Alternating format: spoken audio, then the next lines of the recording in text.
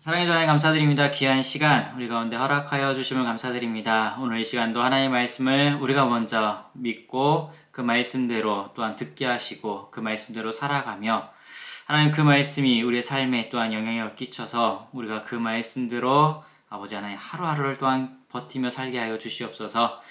하나님, 우리가 또 이 말씀을 우리만 아는 것이 아니라 우리가 그 먼저 아는 그 말씀을 우리가 이웃에게 또한 우리 아동부 친구들에게 말씀 선포하는 우리 선생님들 되게 도와주시옵고 말씀이 우리 안에 있기에 그 말씀 가운데 역사하셔서 정말 우리가 하나님과 더욱더 깊은 관계를 맺을 수 있는 우리의 삶이 될 수 있도록 도와주시옵소서. 이 모든 말씀 살아 역사하시는 예수 그리스도의 이름으로 간절히 기도합니다. 아멘. 네, 오늘은 이제 12과고요. 부활하신 왕께서 이제 승천하시는 부분이에요. 지난 시간에는 이제 예수님께서 우리가 흔히 말하는 이제 지상대명령이란 부분들을 했었고, 예수님께서 그런 지상대명령을 말씀하실 때에 거기에서 가장 핵심 중에 하나가 뭐였냐면, 먼저 그분의 권세에 대한 부분들을 강조를 많이 했었어요. 자신이 하나님으로부터 이와 같은 권세를 가진 바로 예수 그리스도 부활한 나다라는 것을 많이 증거했었고, 그 권세가 이제 제자들에게 사명을 감당하는 제자들에게 오늘날 우리들에게도 마찬가지로 그 권세를 가지고 이제 나아가는 부분들을 지난 시간에 나눴고요. 우리가 잘 아시다시피 이제 예수님께서 40일 동안 공생애를 하시고요. 죄송합니다. 3년 반 동안 공생애를 하고 십자가를 지시고 사흘 만에 다시 부활하신 후에 그 뒤에 40일 동안 자신의 부활한 것을 증거하고 나타내기도 하셨고요. 그리고 40일 뒤에는 이제 하늘로 승천을 하시고 다시 약속합니다. 승천하시기 전에. 그 부분들을 우리가 오늘 다룰 텐데, 도입 부분에 나오는 얘기가 그거예요. 뭐냐면, 정말 말도 안 되는 일이죠. 원래, 여기에 계신 분들은 이 경험을 한 번도 안 해보셨죠? 혹시 그 법원에 가보셨어요? 법정 앞에? 내가 무슨 죄를 짓고 가본 경험이 없잖아요. 그런데 우리가 최근에 드라마 보신 것 중에 빈센조 보셨어요? 드라마 중에 최근에 빈센조 되게 유명하고 되게 많은 분들이 본다라고 되어 있어서 봤는데, 변호사 직업을 갖고 있는 부분들로서 우선 다루고 있어요. 물론 그거는 보여지는 부분이고 이제 안 보여지는 부분들을 다루는 것도 있겠지만은, 이 변호사라는 그 직업도 아무나 할 수 있는 게 아니잖아요. 흔히 말하는 이제 변호할 수 있는 라이센스가 있어야지만 변호 역할을 할 수 있는 거예요. 근데 이 도입 부분에 나오는 이야기가 뭐냐면, 자기 친구를 위해서 그 가짜 변호사 증을 내밀고 자기가 자기 친구를 위해서 변호를 하겠다라고 해요. 근데 판사들이 그 바보가 아닌 이상은 그게 가짜 라이센스인 거를 다 알아요. 그래도 이 판사들이 한 번은 변호를 해봐라, 친구를 위해서 변호를 해봐라라고 하지만 효력이 있을까요? 라이센스가 없는 상황에서 이 변호를 해봤자 아무 효력이 없어요. 그러면서 이걸 다루고 나서 그 다음에 우리가 어떤 방향으로 가냐면, 우리들에게 있어서 마치 이제 종말의 때에, 심판 때에 섰을 때에 우리를 대변해줘야 될 부분이 있어요. 그거는 마치 변호사처럼 라이센스를 갖고 계신 유일한 분이 딱 한 분밖에 없다라는 거예요. 그거는 바로 예수 그리스도. 예수께서만이 우리를 변호할 수 있는 유일한 분이시라는 것을 바로 말씀해주고 있고, 그분의 변론을 통해서 우리가 죄 없다라는 것을 우리가 받는다라는 부분들이에요. 그래서 그거를 이제 다뤘던 내용이고요. 그러면서 그 질문이 두 개가 있고 그 질문 두 개 다음 거부터 한번 볼게요. 이 상황에서 그리스도의 삶을 대입하면, 즉 하나님이 재판관이라고 하면 자기 자신을 변호하지 않아도 되니 얼마나 기쁜지, 그리고 홀로 남겨지지 않았고요. 그리고 늘 예수님께서 우리가 함께 하겠다라는 부분들이에요. 그런 상황에서 우리가 늘 기뻐할 수 있고 힘이 될 수 있다라는 거예요. 나를 계속해서 대변해 주실 분이, 변호해 주실 분이 있다라는 부분들입니다. 우리를 변호해 줄 자격을 갖춘 이는요, 예수님 말고는 그 어느 누구도 없다라는 거예요. 우리가 흔히 말하는 이게 구원은 오직 예수 그리스도를 통해서만 구원받는다라는 것을 기억하시면 돼요. 자, 그러면서 우리에게 그보다 나은 변호사는 없고요. 예수님이 우리를 위해 하나님 아버지께 탄원하는 변호사처럼 활동하고 그리고 계시다라는 것을 늘 우리는 알고 있어야 되고, 그 힘을 늘 우리는 얻고 있다라는 부분들이에요. 그래서 늘 우리는 제가 금요철 때도 말씀드렸지만 우리는 쫄지 않아도 돼요. 세상 앞에서. 왜냐면 우리들에게 이와 같은 변호사가 되는 변론해 주실 분, 유일하게 죄사함을 해주실 분이 예수님밖에 없기 때문에, 우리는 그 권세를 힘있기 때문에 우리는 늘 힘을 얻을 수 있게 됩니다. 부활한 왕이신 예수님은요, 우리에게 사명을 주셨어요. 부활하신 예수님께서는 사명을 주셨고요. 그러나 그 사명은 우리 홀로 수행할 수 있는 부분들은 절대로 아니에요.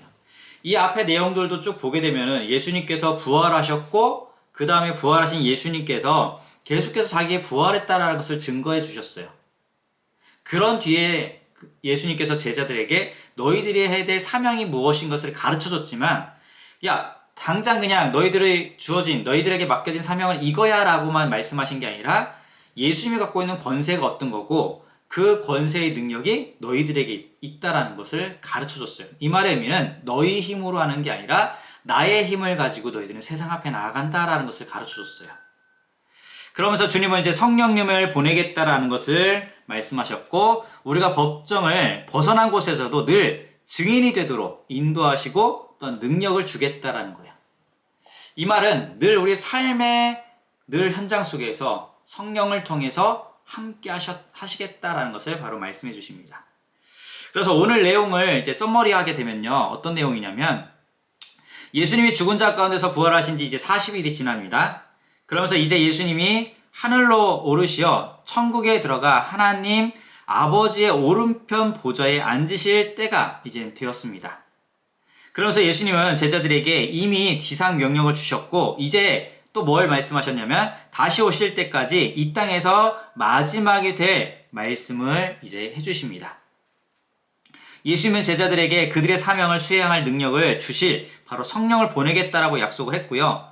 제자들이 땅 끝까지 이르러 복음을 전할 때 취할 사명의 그 단계에 대한 말씀을 하세요. 그 사명의 단계는 뭘 말씀하시냐면, 우리가 잘 아시다시피 유대와 예루살렘과 사마리아와 땅끝까지 이 단계를 말씀해 주세요. 어쩌면 우리가 그 말씀이 별거 아닌 것처럼 얘기하는 것 같지만, 예수님은 제자들이 앞으로 수행을 이렇게 해야 된다, 사명을 이렇게 이어져 가야 된다라는 그 단계를 하나하나 말씀해 주십니다. 그리고 마침내 예수님은 이제 아버지께로 올라가셨고요. 예수님은 지금도 모든 피조물을 다스리세요. 그러니까 지상 대명령을 이 육신의 몸을 갖고 이 땅에 왔을 때 그때만 뭐 다스리는 것이 아니라요, 그분은요 지금 승천하시면서 하나님 우편에 계시면서 모든 피조물을 지금 만왕의 왕으로서 다스리고 계세요. 그러면서 다시 오실 때까지 자기 백성을 위해 늘 뭘 하고 계시냐면, 그분은 중보하고 계세요. 오른편에서.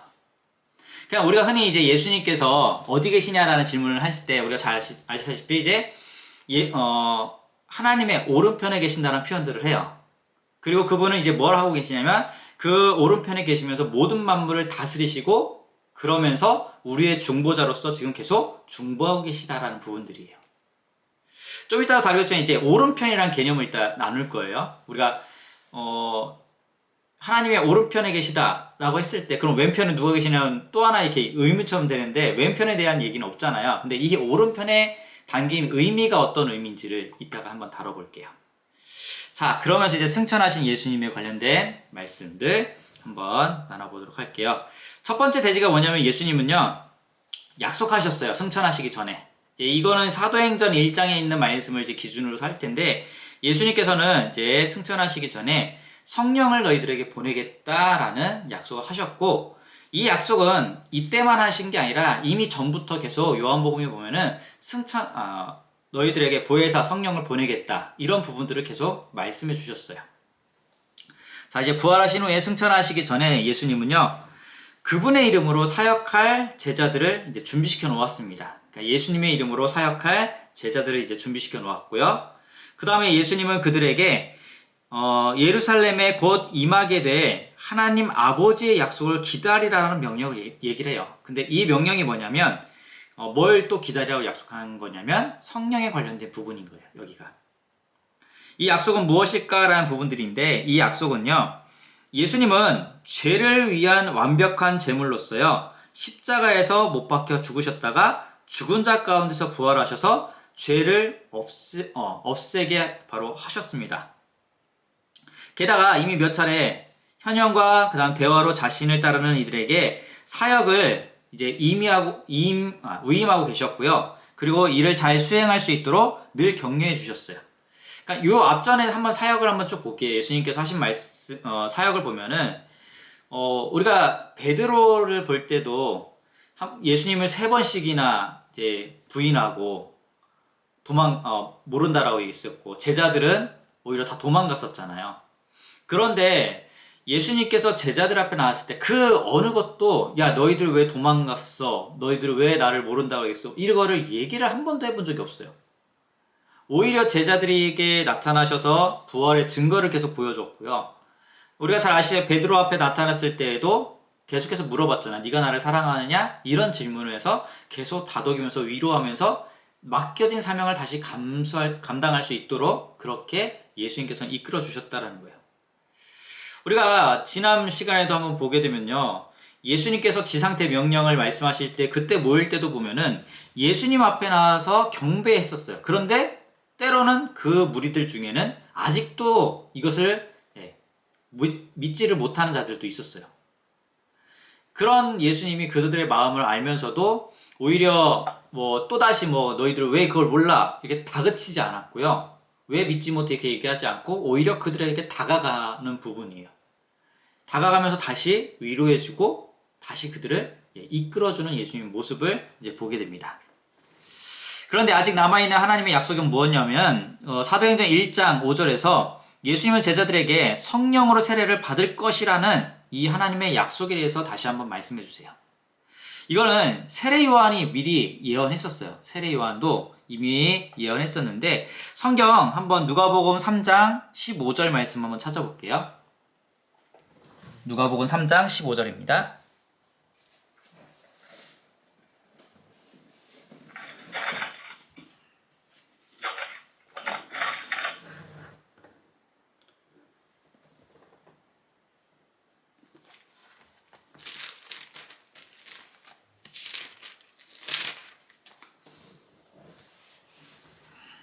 누가복음 3장 15절부터 17절에 나오는 말씀,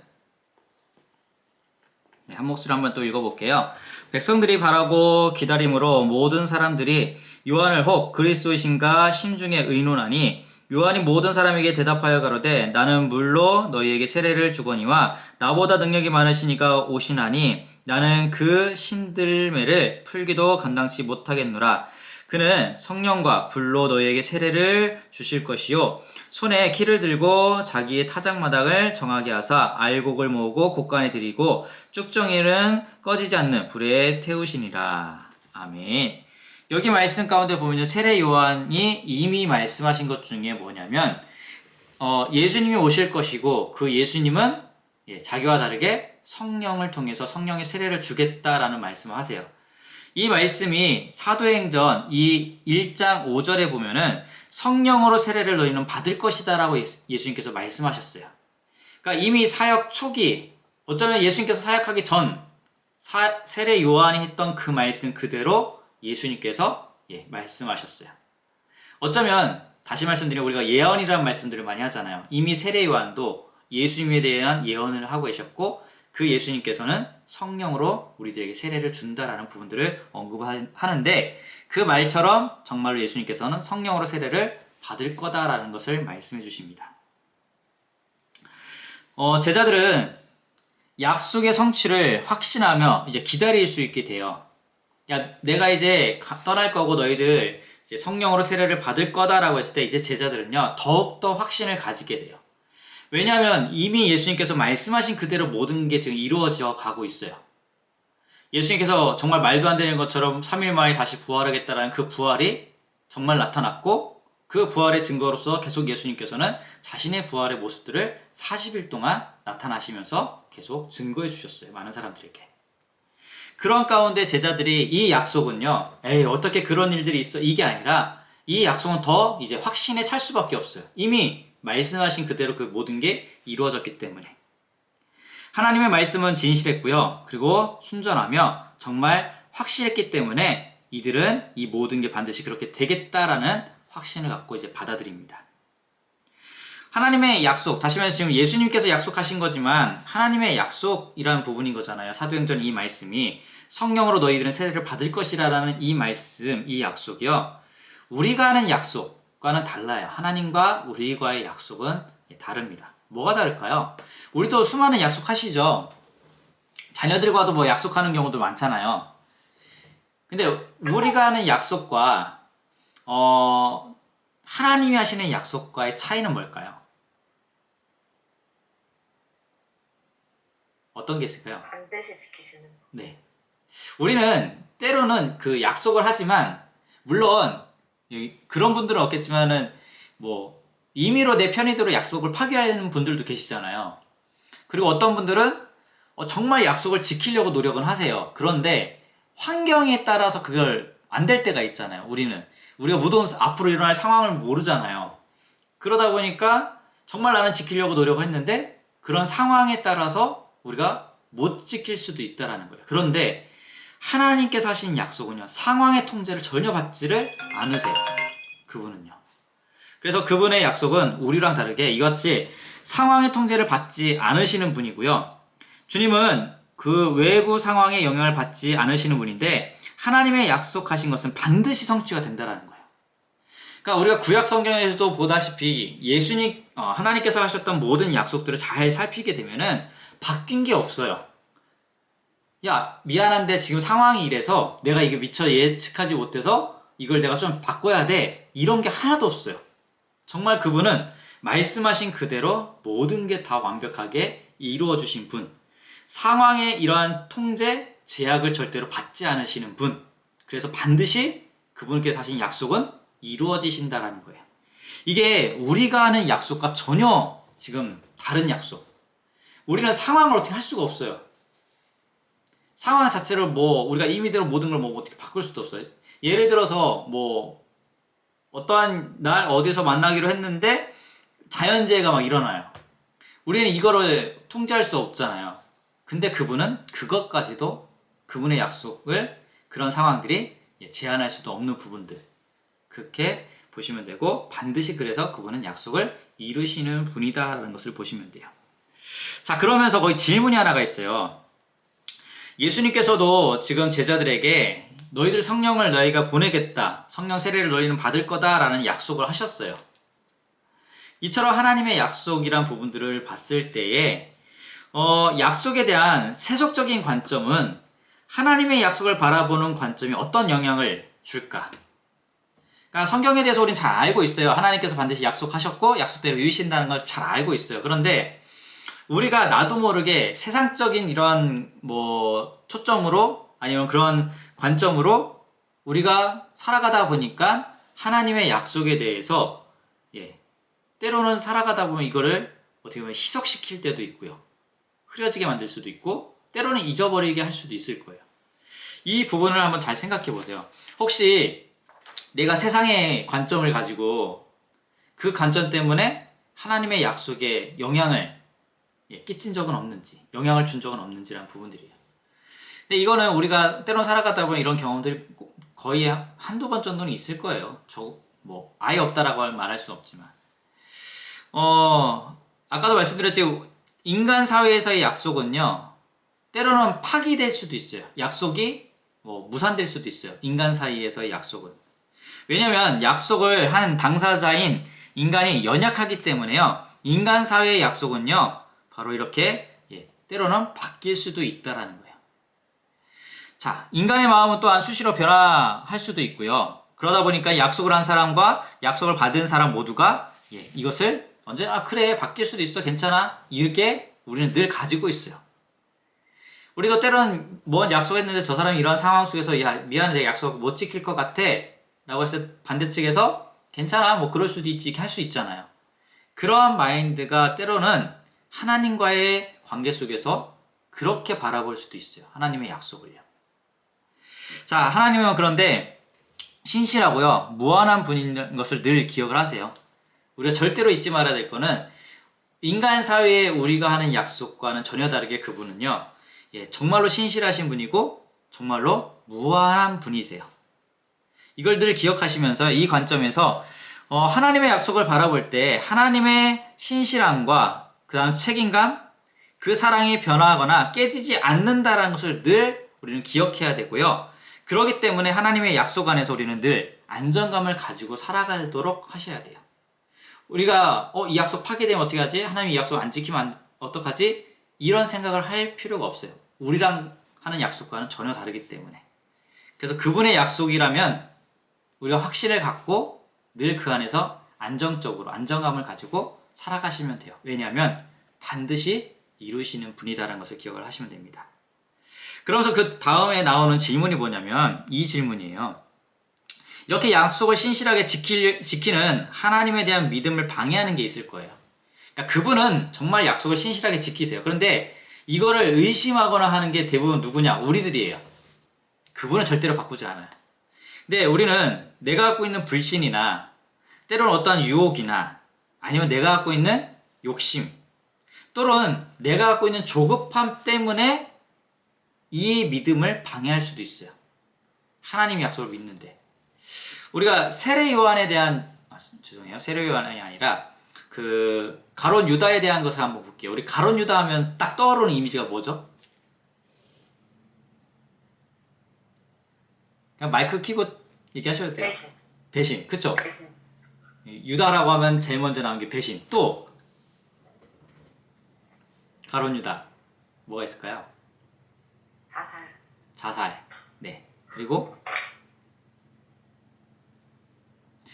성경을 한번 자세히 보면요. 세례 요한이 나오는 부분에 꼭 같이 따라오는 게 하나가 많이 있어요. 가룟 유다. 그 가룟 유다가 같이 나오는 단어가 대부분 뭐냐면 돈이에요. 희한하게 가룟 유다가 금전적인 부분과 관련된 부분이 많이 나와요. 이게 가룟 유다예요. 12제자 중에 회개였던 소문이. 네, 맞아요. 금전적인 것도 담당했던 게 가룟 유다였고요.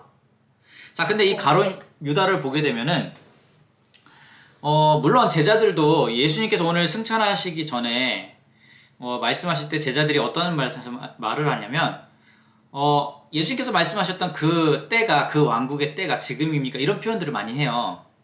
그러니까 당시에 이스라엘 민족들이 메시아가 오면은 정치적인 왕, 이 로마라는 제국으로부터 해방시킬 수 있는 왕, 이거를 많이 꿈꿨었어요. 제자들도 물론 그런 부분들이 처음에는 있었고요. 근데 이게 절대로 변하지 않았던 한 사람이 있어요. 그게 누구냐면 가룟 유다예요. 가룟 유다는 자기가 처음 생각해 놓은 게 딱 있어요. 이 예수 그리스도를 통해서 이 이스라엘이라는 나라가 정말로 해방이 되고 로마라는 나라가 멸망하게 될 거다라는 자기 뜻이 되게 강했어요. 어쩌면 이 자기 뜻이 강했다라는 게 뭐냐면 자기 욕심일 수도 있고요. 또 한편 자기의 이 생각으로 인해서 있다 보니까 변화돼야 되는데 바뀌어야 되는데 이 조급함을 늘 가지고 있었어요. 근데 실제로 예수님께서는 그렇게 하셨나요? 자기 생각대로? 곁에서 지켜보면 지켜볼수록 그게 아닌 거예요. 점점 이분은 자기가 죽어야 되겠다고 얘기하고 십자가로 져야 된다고 하고 이런 표현만 해요. 로마라는 나라를 정치적으로 싸우거나 칼 들고 뭐 이렇게 군사를 모으는 게 아니라 오히려 그런 모습은 전혀 안 보이고 사람을 모으기보다는 그냥 자기 혼자 묵묵히 그 맡겨진 일이 내게 이것이 하나님의 일이라고 걸어가기만 해요. 그러니까 가룟 유다의 입장에서 봤을 때 자기 뜻에서 봤을 때 전혀 다르다 보니까 자기 욕심으로 가득 찬 욕망과는 달랐어요. 그리고 또 한편으로는 조급함도 있겠죠. 바라봤는데 전혀 이거는 그게 아니라 옆에서 지켜보면 지켜볼수록 오히려 나까지도 잘못되겠는 거예요. 그러다 보니까 이제 제 선택은 뭐죠? 팔아버려야 되겠다. 자기라도 살아야 되겠다. 어쩌면 이 가룟 유다에게도 예수님께서 계속해서 하나님 나라에 대해서 그리고 예수님에 대해서 알려줬지만 믿질 않았어요. 불신하고 있었어요. 자신의 욕망이 되게 강했어요. 자신의 욕심이 강했어요. 또한 이러한 욕심 때문에요. 조급함도 많았고요. 그리고 또 한편 볼게요. 유혹도 있었어요. 별로 되지도 않는 그 몇 푼을 갖고 그 유혹에 넘어가서 예수님을 팔아버리는 그 가룟 유다. 이걸 보게 되면은 오히려 이 모든 게 하나님의 약속을 믿거나 받아들이거나 그 약속대로 살아가는 데서 오히려 방해가 돼버렸어요. 가룟 유다는요. 그러니까 약속을 신실하게 지키시는 하나님을 믿는 데 있어서 이런 방해들은 이런 우리 안에 있는 불신이나 유혹이나 그리고 뭐 우리가 갖고 있는 욕심, 조급함 때문에 이 약속을 잡고 우리는 믿어야 되는데 불신앙이나 잘못된 방향으로 흘러갈 수도 있다라는 거예요. 자, 아브라함을 한번 볼게요. 아브라함은요, 하나님의 약속을 신뢰하지 못해 아들 누구를 낳았죠? 자기 조급함 때문에 이스마엘을 낳았었어요. 그리고 사울을 볼게요. 사울 왕. 조급해져서 사무엘을 기다리지 못한 채 자격 없는 자신이 제사를 드려버렸어요. 또한 탐욕 때문에 하나님의 전멸하라고 했던 그 명령을 지키지 않고 자기 눈에 좋은 가축들을 다 데리고 왔던 게 사울 왕이에요. 이것처럼 하나님의 약속을 우리가 신실하게 끝까지 믿고 지켜야 되는데 우리 안에 있는 이러한 불신이나 또한 유혹, 또한 욕심이나 조급함이 하나님의 약속을 믿는 데 있어서 방해 요소가 된다는 거예요. 그러니까 쉽게 말하면 그분은 약속을 변함없이 하고 있어요. 근데 그 약속을 파괴는 자꾸 누가 하죠? 우리가 하고 있는 거예요. 우리 자신이. 절대로 하나님은 약속을 파괴하지 않고요. 약속을 어기시는 분은 아니에요. 결국 거기에 잘못된 건 누구냐? 나 자신인 거예요. 우리 자신. 그래서 항상 하나님을 원망하는 게 아니라 우리 자신을 되돌아봐야 돼요. 관계 속에서. 그걸 보시면 됩니다. 자, 하나님 아버지는 이제 사람이 줄 수 없는 세례를 이제 약속하셨어요. 이 성령 세례는 사람이 줄 수 없는 바로 세례입니다. 이 세례에 대해서 약속하셨고 누가복음 3장 아까도 말씀드렸듯이 15절부터 17절에 세례 요한이 이 말씀을 했어요. 세례 요한은 이후에 오실 예수님이 그 신적인 권위와 절대적인 주권을 분명히 갖고 계신 분이다라는 것을 알고 있었고 믿었던 게 누구였냐면 세례 요한이었고 그래서 세례 요한이 이 누가복음 3장에서 말한 것처럼 그렇게 고백을 했습니다. 자, 그러면서 지금 예수님이 제자들과 함께하고 계시다라는 것은요, 자신의 약속들 가운데 하나를 이미 성취하신 거예요. 그러니까 이미 예수님께서요, 부활하시고 지금 제자들 앞에 있는 것 자체가 바로 예수님께서 하셨던 그 약속을 지금 이루었다라는 것을 바로 보여주고 있어요. 그분은 그들이 머지않아 삼위일체의 세 번째 윗경이신 바로 성령님을 선물로 받을 것이라는 것을 알고 있었고요. 그리고 이것은 하나님 아버지의 놀라운 약속이며 예수님을 따르는 자의 정체성을 영원히 규정하게 되는 바로 부분입니다. 그냥 다시 말하면 성령 세례를 받는 것은 우리가 예수님을 따르는 자의 그 정체성을 바로 영원히 규정하는 거예요. 성령 세례를 받는 건요. 우리가 그전에도 한번 얘기했었을 거예요. 우리가 물로 세례를 받는 거, 세례시 왜 받냐라는 거예요. 많은 사람들 앞에 선포하는 거예요. 하나의 보여지는 선포식인 거예요. 내가 예수 그리스도를 믿는 그런 선포식인 거예요. 그런데 이것보다 성령 세례는 어떤 의미를 갖고 있냐면요. 정말 내 정체성 자체가 바로 예수 그리스도를 따르는 자다라는 것을 바로 규정하는 게 성령 세례예요. 예수님께서 이 약속을 하신 것은 뭐냐면 너희들은 이제 나를 따르는 자다라는 것을 바로 의미하고 있는 거예요. 성령 세례를 통해서. 성령으로 세례를 받는다라는 이 약속은요. 사도행전 2장에서 우리가 잘 알다시피 오순절 사건을 통해서 나타나는 거예요. 그러니까 여기서 예수님께서 성령을 세례를 받으라라는 그 약속은 어쩌면 예언이에요. 너희들이 이제는 성령 세례를 받는다. 그게 사도행전 2장에서 나타나는 기도하면서 성령을 받는 그 장면과 이제 연관이 됩니다. 그때 믿는 사람들은요, 성령 충만함으로 담대하게 이제 복음을 선포할 이제 권능을 받게 돼요. 그러니까, 예수님께서도 지상태 명령을 하실 때에도 예수님의 권세에 대한 부분을 강조하셨고, 내가 그와 같은 권세를 가진 자야 라고 얘기를 하시면서, 그러므로 라고 표현했었어요. 너희들도 마찬가지로 이 권세를 가지고 라고 얘기를 해요. 근데 이 권세를 가지고라는 게 이제 뭐와 연관이 되냐면 성령을 또한 의미를 해요. 그 성령의 권능을 갖고 성령의 힘을 갖고 그들이 더욱더 담대하면서 복음을 선포하게 되는 그 연장선이 됩니다. 자, 이제 그들은 유월절을 이제 지내려고 다양한 곳에서 다양한 곳에서 온 많은 유대인과 이방인들의 유익을 위해 다양한 언어로 이제 말하기 시작해요. 그러니까 흔히 말하는 이제 방언이라는 게 터졌어요. 이때 당시에 보면요, 되게 놀라운 것 중에 하나가 많은 사람들이 이 유월절 절기 때문에 이미 예루살렘에 모여 있었고요. 뿐만 아니라 여기에는 유대인들만 모여 있던 게 아니라요, 이제 타 지방이라기보다는 다른 나라들 사람까지도 모여 있었어요. 여기에요. 우리가 흔히 말하는 이제 방언이 터졌다라고 얘기했을 때에 뭐냐면 베드로가 설교할 때에 보면은 분명히 베드로는 그냥 이때 당시에 언어를 사용했었어요. 자기들이 원래 쓰고 있는 언어를. 그런데 여기에 모였던 많은 사람들은 유대인 사람들도 있었죠. 유대인 아닌 사람들도 있었어요. 그런데 그들은 자기 말로 들리기 시작해요. 우리는 대부분 이제 방언에 대한 부분들을 얘기할 때에 우리가 흔히 알아들을 수 없는 초자연적인 부분만 얘기하잖아요. 근데 더 놀라운 건 뭐냐면 이 방언이라는 부분들은 우리가 알아들 수 없는 기도의 그런 부분만 얘기하는 게 절대로 아니에요. 이때 성령을 통해서 방언했다라는 의미는 베드로는 그냥 자기가 쓰고 있는 말을 했었어요. 그런데 듣는 사람들은 각자 자기들이 사용하는 언어로 들어요. 쉽게 말하면 우리가 어디 갈 때 영어 잘 못하면 누가 붙이죠? 통역할 사람이 필요하잖아요. 마치 그와 같이 지금 이 모든 걸 듣기 시작해요. 근데 이 장면이 뭐를 의미적으로 나타내냐면 언어가 이제 흩어진 걸 한번 볼게요. 바벨탑 사건으로 인해서 모든 언어가 흩어졌고 사람들이 각자 다 흩어졌었어요. 근데 마치 이때 당시 이제 성령을 통해서 모든 사람들이 방언을 통해서 자기의 나라의 말로 이 메시지를 들었다라는 거는요, 그 언어가 흩어지기 이전의 모습을 다시 언급하고 있어요. 우리가 예수님께서 이 땅에 오시면서 재림하실 때 모든 걸 다 어떻게 하신다죠? 다시 회복시킨다라는 표현들 하잖아요.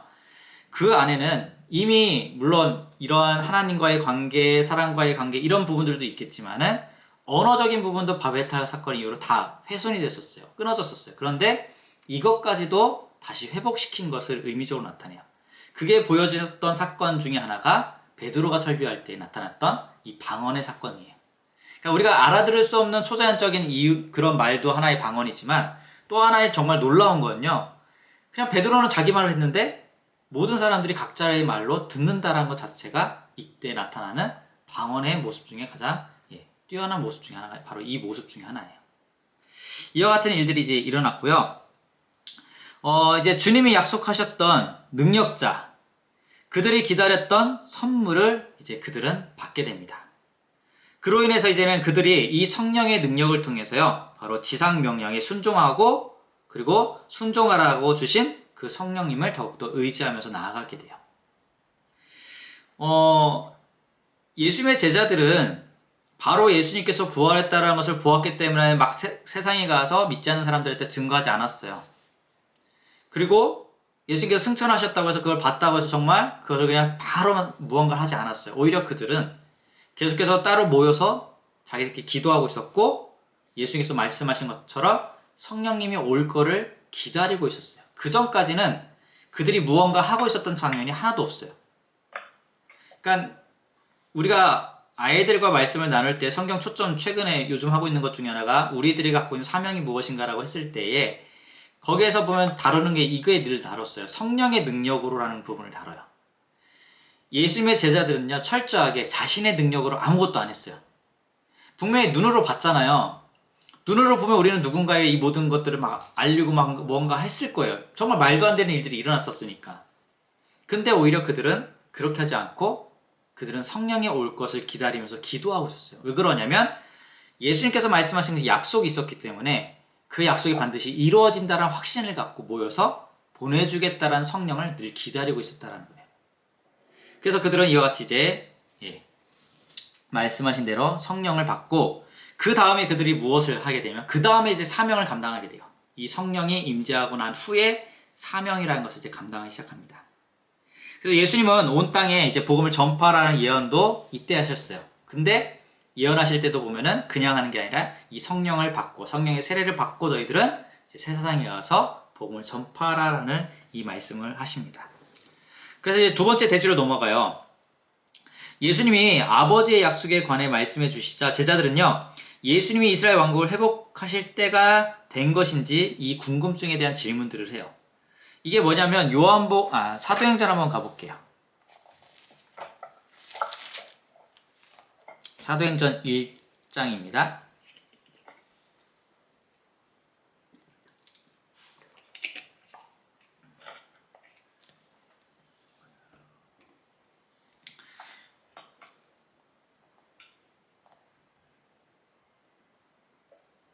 사도행전 1장 6절 말씀이에요.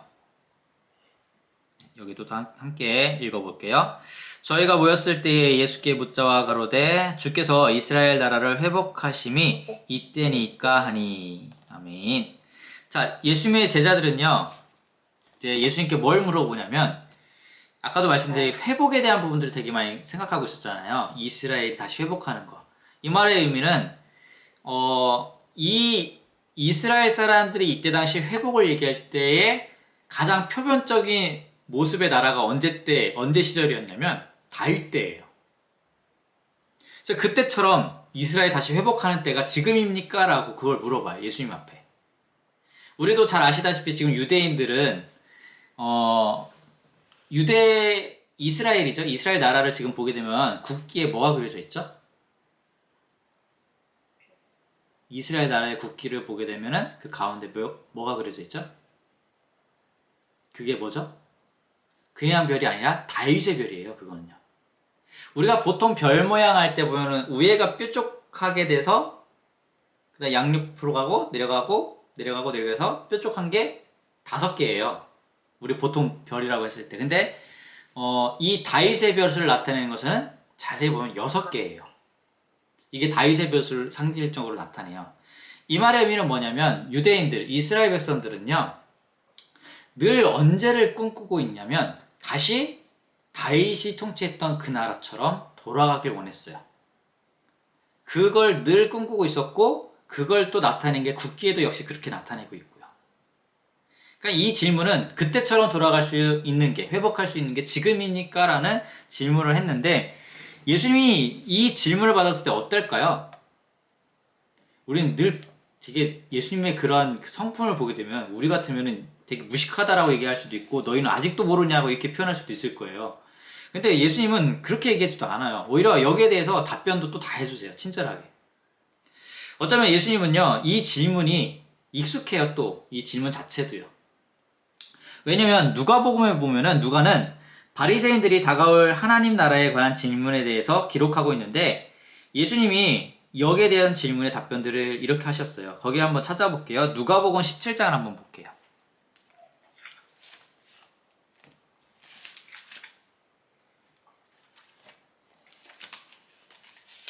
누가복음 17장 20절이에요.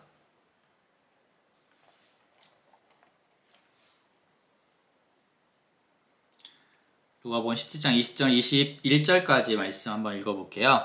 바리새인들이 하나님의 나라가 어느 때에 임하니까 묻거늘 예수께서 대답하여 가라사대 하나님의 나라는 볼 수 있게 임하는 것이 아니요 또 여기 있다 저기 있다도 못하리니 하나님의 나라는 너희 안에 있느니라. 아멘. 자, 이미 이전에도 이런 질문들은 많이 받으셨어요. 그 질문이 지금 또 누가 물어보고 있죠? 예수님의 제자들이 물어봅니다. 그래서 여기에 대한 답변을 보게 되면 예수님이 이렇게 말씀하셨어요. 때와 기한은 누구만 알 수 있다? 아버지께서 자기의 권한에 두셨으니 너희 알 바가 절대로 아니다라고 얘기를 해요.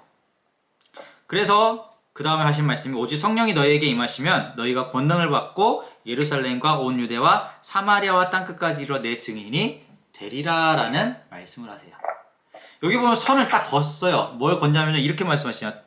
이때 그 기한은 아버지께서 자기의 권한에 두셨으니 나도 모른다로 표현이에요.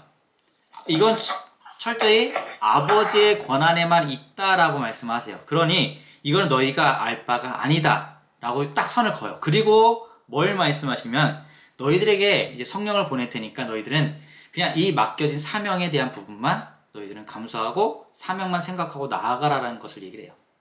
우리도 간혹 가다가 그런 표현들 많이 하죠. 종말이 언제 올까요? 이런 생각들을 많이 하기도 하고 또한 이런 질문들을 많이 듣기도 해요. 그리고 실제로 그러한 극단적인 종말론에 빠져 있는 사람들도 있긴 하고요. 우리는 늘 정말 예수님의 재림이 언제일까? 정말 예수님께서 말씀하신 그때가 언제일까? 뭐 이런 거 많이 따지잖아요. 근데 예수님조차도 그 기한은 오직 아버지께만 권한이 있다라고 해요. 이거는 너희가 절대로 알 바가 아니다라는 이런 말씀하세요. 이건 잘 우리가 어떻게 받아들여야 되냐면 우리는 자꾸 하나님이 말씀하지 않는 부분까지도 자꾸 뭔가를 알려고 해요. 자꾸 그것을 찾으려고 하고요. 그러면서 말씀하지도 않았는데 우리가 갖고 있는 짧은 지식을 갖고 자꾸 무언가를 판단해요. 자꾸 거기를 알려고 하고요. 그러다 보니까 우리가 어떻게 되죠? 바른 길로 가는 게 아니라 오히려 엉뚱한 길로 가게 돼요. 제자들도 궁금해요. 그때가 지금이니까라고 되게 궁금했었어요. 그런데 이거는 너희가 절대로 알 바가 아니고 너희들은 내가 너희들에게 말씀한 약속 그걸 지키며 너희들에게 내려진 그 사명만 감당하고 가라라는 말씀만 하세요. 자, 이제 하나님 나라는 예수님과 이제 관련이 있다라는 부분으로 이제 연결이 돼요. 그러니까 하나님의 나라는 누구와 관련이 됐냐면 이제 예수님과 이제 관련이 됩니다. 그러므로 그 나라는요 제자들과 함께 있어 왔고요. 세상 끝날까지 계속해서 함께 할 것입니다. 이 말의 의미는 아까 누가복음 17장에 나왔던 그 말씀이 곧 뭐와 관련됐냐면 그 나라는 누구와 관련이냐? 바로 예수 나와 관련이 되어 있다는 것을 언급하는 부분이에요. 근데 이걸 잘 보게 되면 여태까지 제자들은 누구와 함께 하고 있었죠? 예수님과 함께 하고 있었던 거예요. 이 말의 의미는 지금 제자들은 그때가 그 나라가 지금에 이루어집니까? 라는 그 말의 의미는 예수님이 이렇게 말씀하신 여태까지 너희들과 함께하고 있었다라는 거예요. 곧 그 나라와 관련된 예수, 나와 너희들은 함께하고 있었다라는 것을 말씀하고 있고 이거 모든 거는 이제 세상 끝날까지도 함께하겠다라는 의미를 갖고 있어요. 그러나 오직 하나님 아버지만이요 예수님의 재림의 때와 날을 오직 그분께서만 아십니다. 이거는 예수님조차도 몰라요. 그때 하나님 나라가 완전해지고요. 하나님의 백성과 모든 피조물은 완전히 이제 그때 가서 이제 회복하기 시작해요. 자, 그 다음의 내용이 이거예요. 뭐냐면 제자들은 이제 종말을 소망했을 것입니다. 이 말의 의미는 뭐냐면 우리 종말하면 되게 부정적으로 많이 받아들여요. 그쵸? 우리가 무슨 영화에서도 보면 종말을 다루는 영화들도 보면 되게 그 종말을 피하고 싶고 어떻게 하면 이거를 막을까 막 이런 거 많이 영화를 다루잖아요. 뭐 지구의 종말하면서 막 할 때. 근데 이때 당시 이제 제자들은요.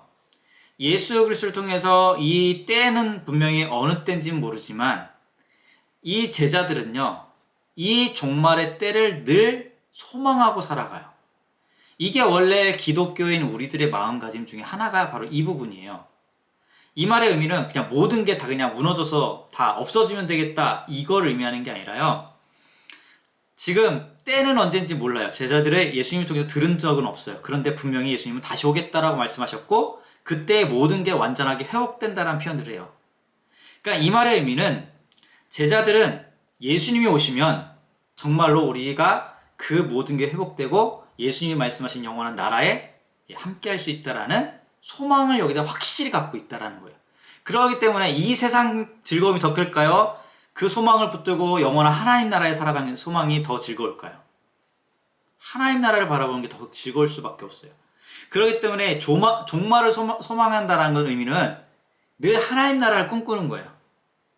이 땅을 사랑하는 것이 아니라 늘 그때가 빨리 와서 정말 예수님과 다시 모든 게 회복되는 그날을 늘 바라보고 기대하는 날을 그들은 가지고 있다는 거예요. 그래서 전에도 한번 이런 표현들을 많이 해요. 뭐냐면 우리도 이 땅에 살면서 물론 건강이 있는 거 중요하고요. 물질적으로 여유있고 풍요로우면 좋죠. 그쵸? 근데 한편으로 너무 건강함을 갖고 이 건강한 육신을 갖고 다 모든 걸 누리며 살아가고 있고 물질적인 부족함이 없으면서 모든 걸 다 누리며 살아가요. 근데 그런 삶을 늘 살아가다가 이 땅에서 그러면서 되게 만족하고 즐거운 걸 막 느끼며 살아가요.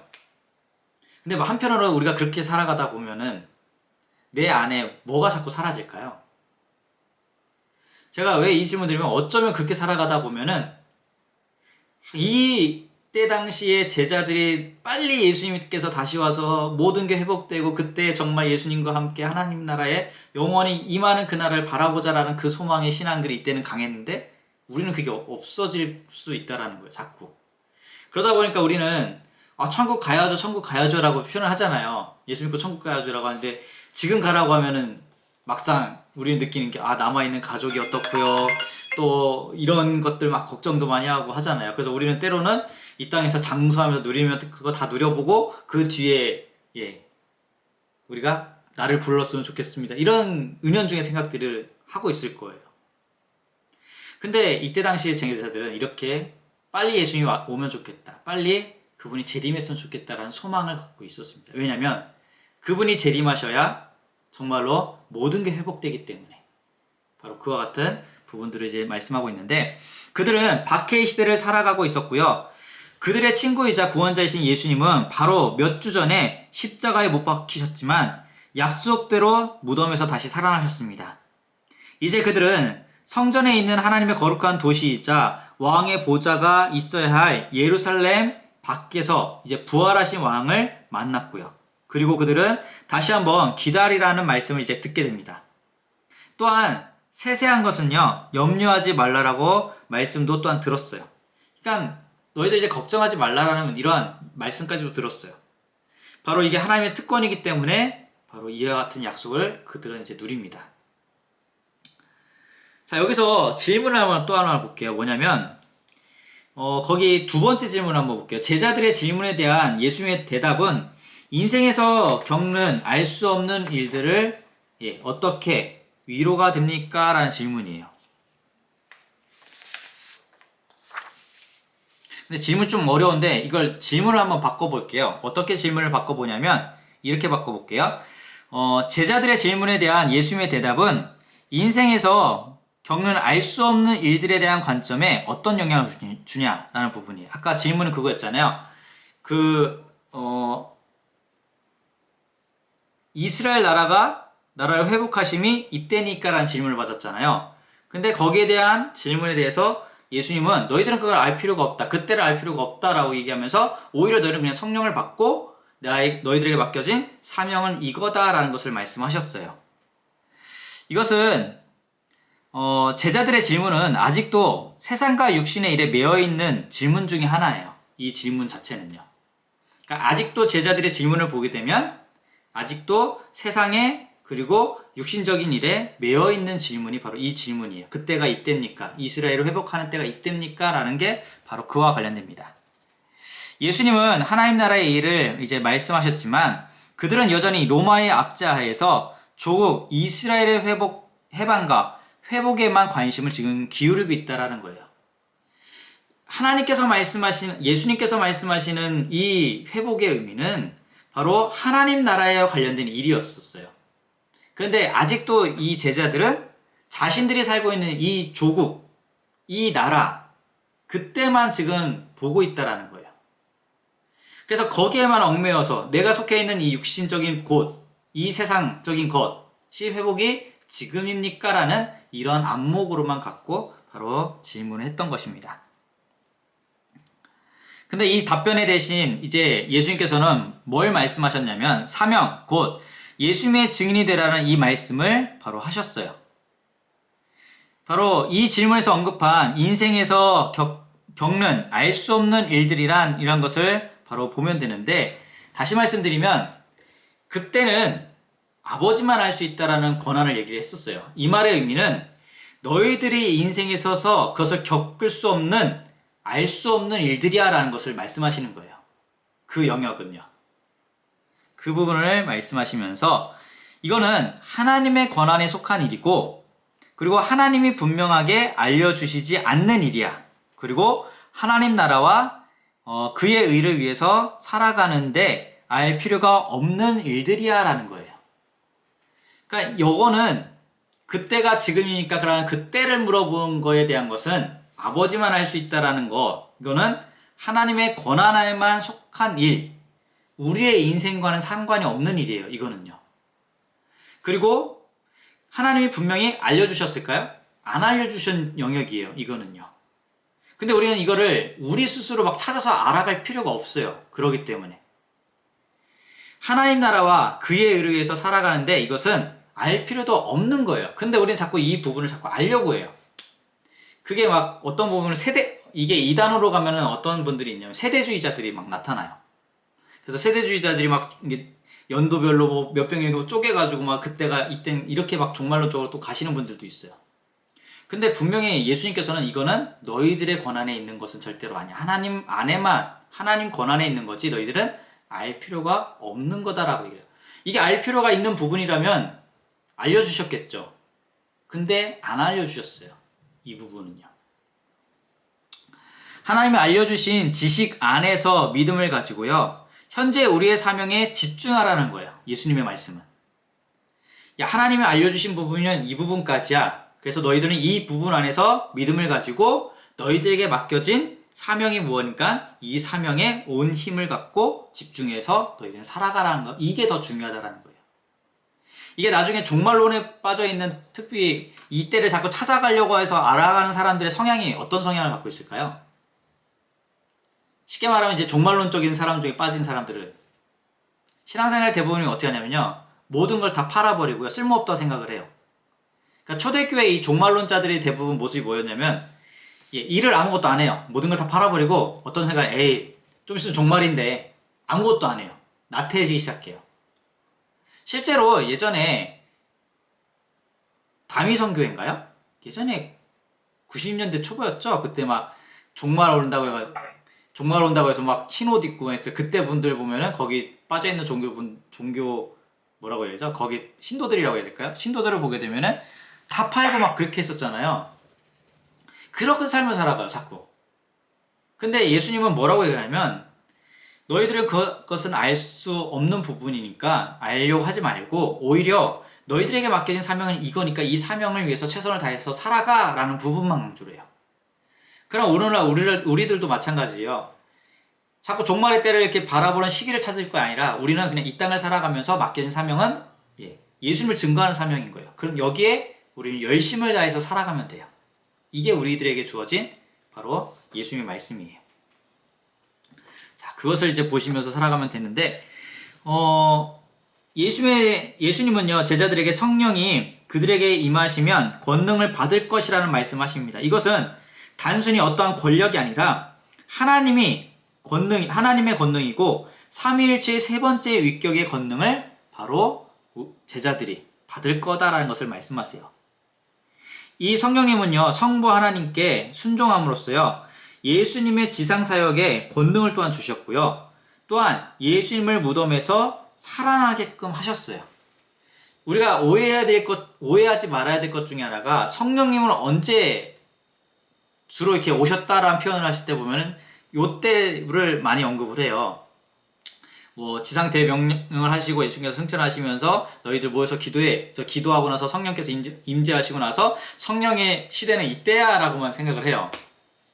하지만 예수님께서 이 땅에 육신의 몸을 입고 이 땅에 사역하실 때에도 성령의 권능을 갖고 예수님은 사역을 같이 하셨어요.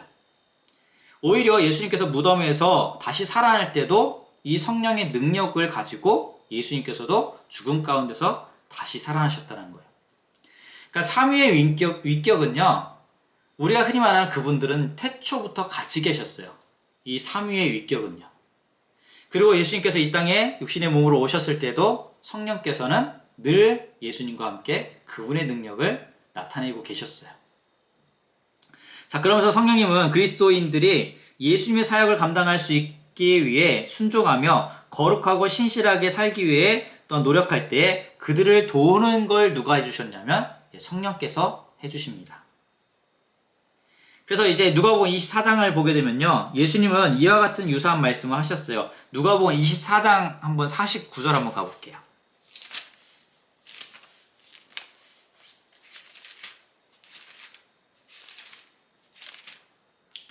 24장 49절이요.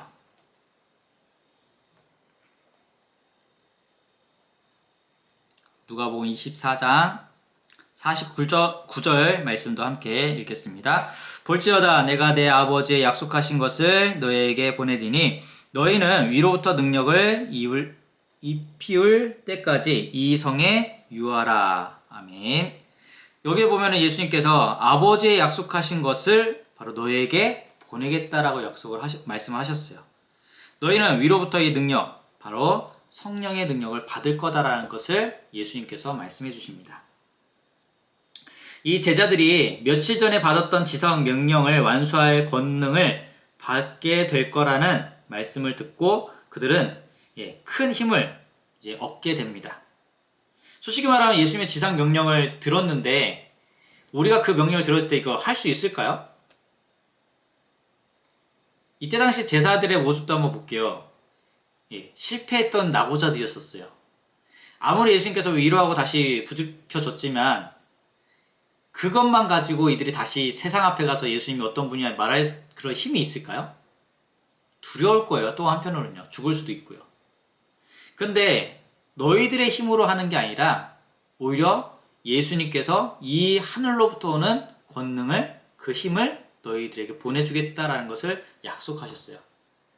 그렇기 때문에 이 말 자체는요, 제자들에게 되게 큰 또 하나의 위로의 말이 또 돼요. 우리의 힘으로 하는 게 아니라 예수님께서 보내주시는 그 성령의 힘으로 한다라는 것을 바로 의미적으로 나타내기 때문에. 그들은 가서 자기의 힘으로, 또한 그들은 가서 자기의 능력으로, 그리고 그들은 가서 자기의 지혜로 모든 민족을 제사로 삼는 것이 아니라 바로 성령의 능력으로 하기 때문에 그들은 기뻐할 수 있고 담대하게 나아갈 수 있게 됩니다. 자, 이것은 정말 그들에게 있어서 큰 위로가 되고요. 제자들에게 있어서 큰 용기가 되고 제자들에게 있어서 이것은 큰 힘이 또한 됩니다. 예수님은 이제 본문으로 다시 돌아오면요. 예수님은 제자들을 알 길 없는 하나님 나라의 세세한 것에 관심을 두지 않게 하셨어요. 야, 너희들 그것을 알지 못하는 부분에 대해서 자꾸 알려고 하지 말고 오히려 그들의 당면한 일에 대한 사역에 대한 부분들에 오히려 관심을 두게끔 하십니다. 그게 바로 마태복음 28장에서 말씀하셨던 것처럼 가서 모든 민족을 제자로 삼으라라는 거예요. 이걸 좀 더 구체적으로 자세하게 설명하는 게 보면은 여기에 사도행전 1장 8절인 거예요. 여기에 보면 이렇게 표현하고 있잖아요. 사도행전 1장 8절에 보면은 오직 성령이 너희에게 임하시면 너희가 권능을 받고 예루살렘과 온 유대와 사마리아와 땅끝까지 이르러 내 증인이 되리라 라고 되어 있어요. 자, 제자들은요 이제 유대에서만 복음을 선포하는 것이 아니라 예루살렘, 유대, 사마리아, 더 나아가 땅끝까지 이제 예수님을 전해야 될 사명을 그들은 이제 받게 됩니다. 초대교회 시대의 제자들이 제 힘으로 이걸 감당할 수 있는 사명이었을까요? 원래는? 제자들의 힘만으로 이걸 감당할 수 있는 힘은 아니에요. 사명은 아니에요. 왜냐하면 제자들이 어떻게 땅끝까지 이 복음을 전할지, 아니면 제자들이 어떻게 더 나아가 그 이변 국가, 아니 솔직히 말씀드리면 예루살렘에서조차 이 말 하는 것도 그들은 힘들어요. 그런데 그들이 이 성령의 능력을 받고 예루살렘, 유대, 사마리아 땅끝까지 이제 복음을 선포하는 자들로 바뀝니다. 그들에게 그 사명을 홀로 감당하지 않아도 된다라는 사실은 그들에게 정말 큰 위로예요. 그러니까 우리도 마찬가지로 우리가 뭐 전도하러 나갈 때, 선교할 때도 마찬가지겠지만 모든 건 우리의 힘으로 하는 게 절대로 아니에요. 내가 갖고 있는 지식이나 내가 갖고 있는 경험이나 이걸로 우리가 이 사명을 하는 것이 아니라 성령의 능력을 가지고 우리는 이 모든 사역에 나아가야 된다는 거예요. 제자들은 솔직히 말하면 아무 힘도 없었고요. 아무 능력도 없었어요. 말주변이 뭐 좋은 것도 아니었고요. 그렇다고 해서 다른 사람들에게 말을 하려고 언어적인 것도 많이 알고 있는 것도 아니었었어요. 그런데 오히려 성령의 힘이 함께 한다고 해서 그 능력으로 너희들은 할 수 있다는 것 자체가 제자들에게는 정말로 큰 위로 중에 하나예요. 자, 이제 그러면서 예수님은요, 이제 하늘로 올라가십니다. 이 하늘로 올라가신 그 예수님이요, 모든 권세를 아버지 우편에 앉아서 모든 권세를 이제 행하세요. 자, 우리가 흔히 거기 장면 한번 볼게요. 세 번째 단락을 보게 되면 예수님은 제자들에게 하나님 아버지에게 약속하신 선물을 기다리라고 권면하신 후에요. 땅끝까지 복음을 전파하는 것에 관한 예언을 하셨고, 이것 또한 하나의 예언 중에 하나인 거예요. 그냥 명령으로만 끝난 게 아니라, 예수님께서 말씀하셨던 것처럼, 여기, 예루살렘과 온 유대와 사마리아 땅끝까지로 내 증인이 되라 이 말 자체가요. 예수님께서 또 하나의 예언을 하신 거예요. 너희들을 통해서 온 열방이 이제 복음이 전파된다는 것이 바로 예언이 됩니다. 그러면서 예수님께서는 이 예언을 하시고 하늘로 이제 승천을 하세요. 근데 성경에 보면은 예수님께서 하늘로 승천하시는 모습을 구절에 보면 이렇게 되어 있어요. 이 말씀을 마치고 저희 보는 데서 올리워 가시니 구름이 저를 가리워 보이지 않게 하시더라. 이렇게 되어 있어요. 우리가 흔히 말하는 이제 예수님께서 구름으로 이제 가리워져서 더 이상 보이지 않았고, 예수님 또 어떻게 오신다라고 말씀하시죠? 하늘로부터 뭘 타고 내려오시죠? 구름 타고 오신다 이런 표현들을 하고 있잖아요. 여기에 보면은 구름에 대한 의미적인 것을 한번 볼게요. 구름. 성경을 보게 되면 종종 하나님의 현현, 다시 말씀드리면 하나님이 명백하게 나타난다라는 거와 관련된 게 대부분 뭐와 관련이 돼서 표현하고 있냐면 구름과 관련된 표현들을 많이 하고 있어요. 거기에 보면은 우리가 하나만 찝어볼게요. 출애굽기 13장 21절 한번 볼게요. 출애굽기 13장입니다.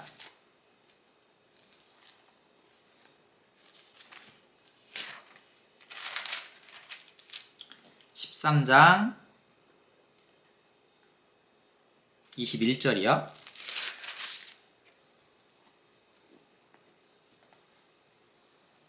또 한 목소리로 말씀을 한번 읽어볼게요. 13장 21절. 예수께서 그들 앞에 행하사 낮에는 구름기둥으로 그들의 길을 인도하시고 밤에는 불기둥으로 그들에게 비추사 주야로 진행하게 하시니. 아멘. 우리가 잘 아시다시피 하나님께서 이스라엘 백성들과 함께하고 인도하는 것, 그 다음에 장막 위에도 구름으로 덮으시면서 하나님께서 그들 가운데 나타났다는 하나의 증거가 구름으로 되어 있어요. 이것뿐만 아니라 출애굽기 19장 9절, 그냥 이건 다 받아 적으시면 돼요. 출애굽기 19장 9절, 마태복음 17장 5절, 그리고 마태복음 24장 30절, 데살로니가전서 4장 17절, 그리고 마지막 계시록 1장 7절이요. 여기 계시록 1장 7절도 한번 볼게요. 마지막 거.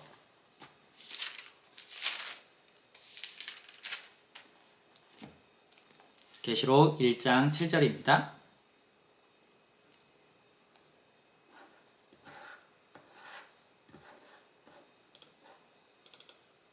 계시록 1장 7절 함께 또 말씀을 읽을게요.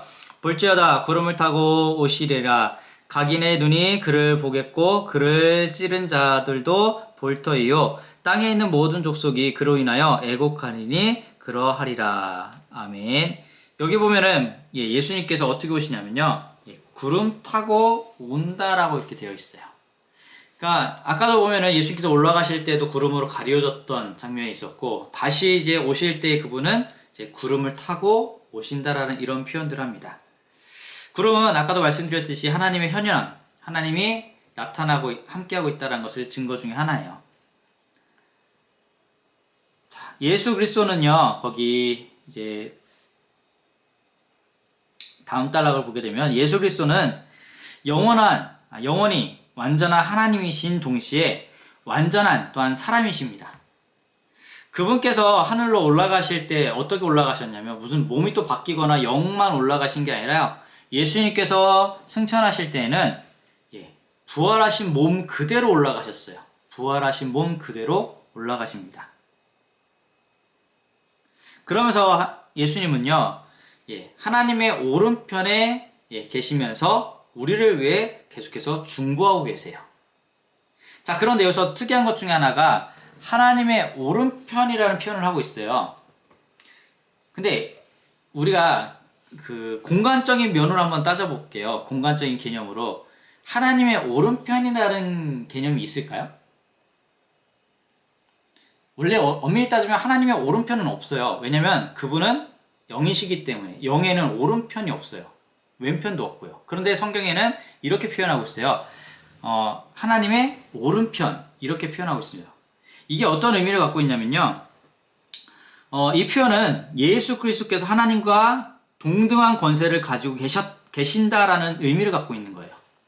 성부 하나님과 동등한 권세를 가지고 있다라는 것을 의미적으로 표현한 단어가 바로 하나님의 오른편이라는 표현을 하고 있어요. 자, 아까 제가 이거 수업 시작하기 전에 밥 먹으면서 잠깐 TV를 본 것 중에 하나가 뭐냐. 요즘 꼬리에 꼬리를 무는 뭐죠? 뭐죠? 꼬리에 꼬리를 무는 무슨 우리나라 역사 중에 있었던 일들을 연예인들이 이렇게 이야기하면서 다루는 것들이에요. 근데 그게 예전에 우리나라에 있어서 다단계로 사기쳐가지고 엄청난 돈을 몇 조를 모았던 사람이 있어요.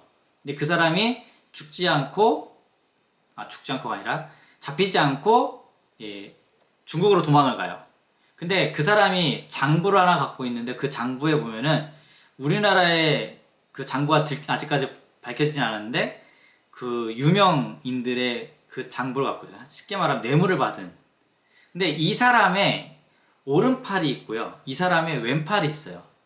오른팔은 이 사람의 재정적인 부분을 담당하는 사람.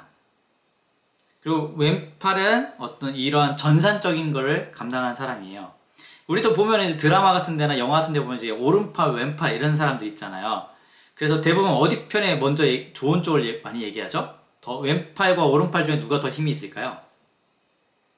대부분 오른팔에 더 힘 있는 자를 얘기를 많이 해요. 이 의미가 어떤 의미를 갖고 있냐면 이 사람에게 있어서 더 많은 힘을 갖고 있는 자, 더 많은 파워를 갖고 있는 자를 오른팔로 많이 표현을 해요. 그 말의 의미가 여기 성경에도 보면 오른편이라는 표현은 어떤 의미냐면 하나님과 동등한 권세를 가졌다라는 것을 표현하고 있는 게 바로 이 부분인 거예요. 하나님, 성부 하나님과 동등한 권세를 가지고 있다라는 표현을 바로 하나님의 우편 이렇게 표현하고 있는 거예요. 자, 바로 오른편이라는 것을 바로 그런 의미를 갖고 있습니다. 그렇게 하늘에 오르신 예수님께서는요, 영화로운 상태에서 계속해서 우리와 관계를 가지고 계세요.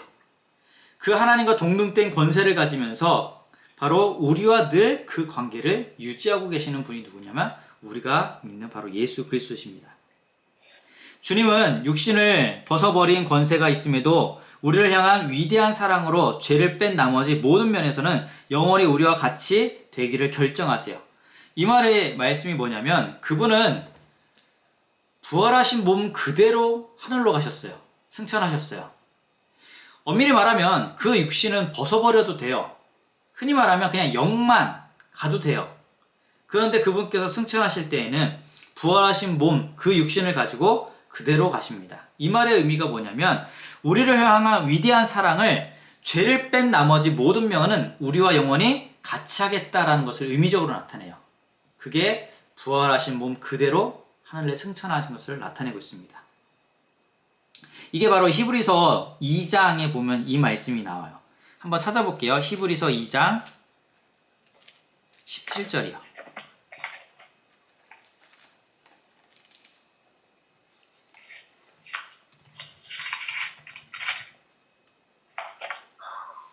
히브리서 17장 죄송해요. 히브리서 2장 17절부터 18절입니다.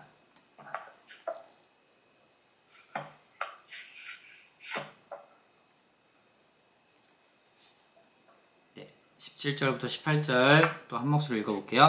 그러므로 저가 범사의 형제들과 같이 되심이 마땅하도다. 이는 하나님의 일에 자비하고 충성된 대제사장이 되어 백성의 죄를 구속하려 하심이라. 자기가 시험을 받아 고난을 당하셨은즉 시험받은 자들을 능히 도우시니라. 이 말의 의미가 그분께서 부활하신 그 몸 그대로 승천한 것을 같이 나타내고 있어요. 그러면서 그분은 영원히 우리와 죄를 뺀 나머지 우리와 영원히 함께 하겠다라는 것을 의미적으로 나타내고, 또 하나의 성경 구절을 보게 되면 4장으로 한번 가볼게요. 히브리서 4장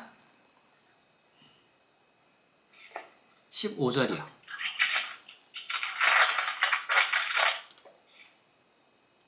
히브리서 4장 15절도 함께 읽겠습니다. 우리에게 있는 대제사장은 우리 연약함을 체휼하지 아니하는 자가 아니요 모든 일에 우리와 한결같이 시험을 받은 자로 돼 죄는 없으시니라. 아멘. 이게 예수 그리스도께서 큰 대제사장이 된다라는 것을 또 한편 나타내는 성경 구절인데, 이거는 예수님은 지금도 승천하셨을 때 부활하신 그 몸 그대로 계신 것을 또 한편 나타내는 말씀 중에 하나예요.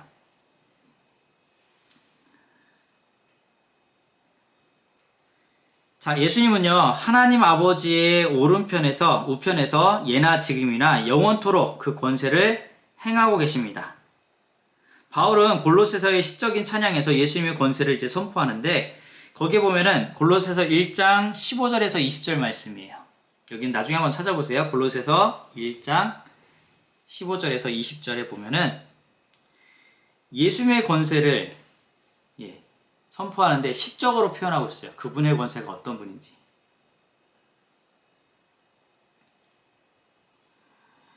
제자들의 연약함, 나약함을 온전히 아셨고요.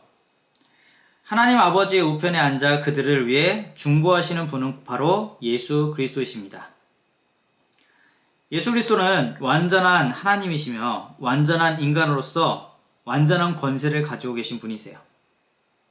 그리고 영원토록 모든 권세를 그분은 갖고 계십니다.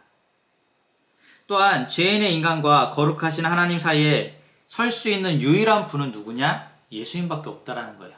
오직 그분밖에 없습니다. 예수님은 자신을 통해 하나님 아버지께 나아가는 자들을 구원할 수 있는 바로 유일한 분이세요. 그래서 그분 하늘로 올라갔을 때에도 그분은 부활하신 그 몸 그대로 올라가신 거예요. 그러면서 그분은 그 상태로서도 계속 우리 사이에 중보자의 역할을 계속해서 해주고 계세요.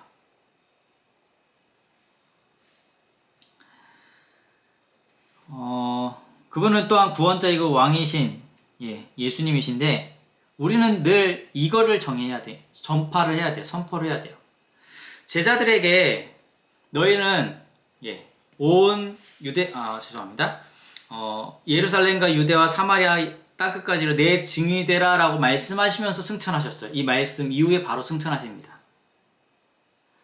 이 말을 하신 것은 바로 예수 그리스도만이 바로 부활이시고 생명이시고 중보자 되시고 구원자이시며 하나님과 죄인된 우리 가운데 유일하게 서 계실 수 있는 분은 예수님밖에 없다라는 것을 선포하라고 말씀하시는 거예요. 그 증인이. 그리고 또한 몸 그대로, 부활하신 몸 그대로 올라갔다는 게 또 하나의 보여주는 증표 중에 하나예요. 그 하나님께로부터 가도 그 부활하신 몸 그대로 가면서 중보자로서의 역할을 계속하고 있다는 것을 나타내고 있어요. 하나님의 이 약속이 참된 것을 알았기에 이제 제자들은요, 더 이상 염려하지 않았어요. 자, 예수님이 잡혔을 때의 제자들은 두려워서 떠났고요. 도망갔고, 베드로 역시 예수님이 잡혔을 때에는 두려워서 여자애조차 물어봤을 때 예수님이 모른다라고 부인했던 게 베드로였었어요. 어쩌면 예수님께서 십자가를 지시고 죽었을 때에도 보면 어땠을까요? 제자들은 두려웠을 거예요. 왜냐하면 더 이상 스승과 함께 할 수 없기 때문에, 예수님과 함께 할 수 없다라는 그런 두려움을 갖고 있어요. 근데 계속 예수님은 제자들 앞에 나타났고 부활의 증거를 보여줬었어요.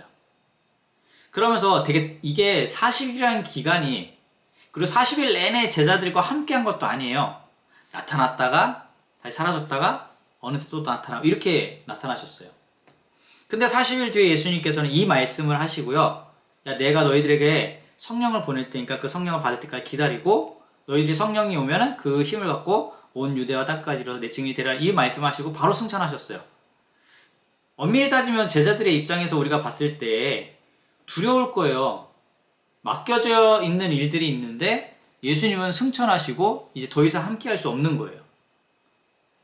그러면 제자들의 인간적인 우리의 마인드로 봤을 때는 더 두려울 수밖에 없는 상황인 거고 또 어떻게 해야 될지 모를 수 있는 상황이에요. 그런데 이 이후의 제자들의 모습을 한번 쭉 보게 되면요. 오히려 제자들은 더 담대하고요.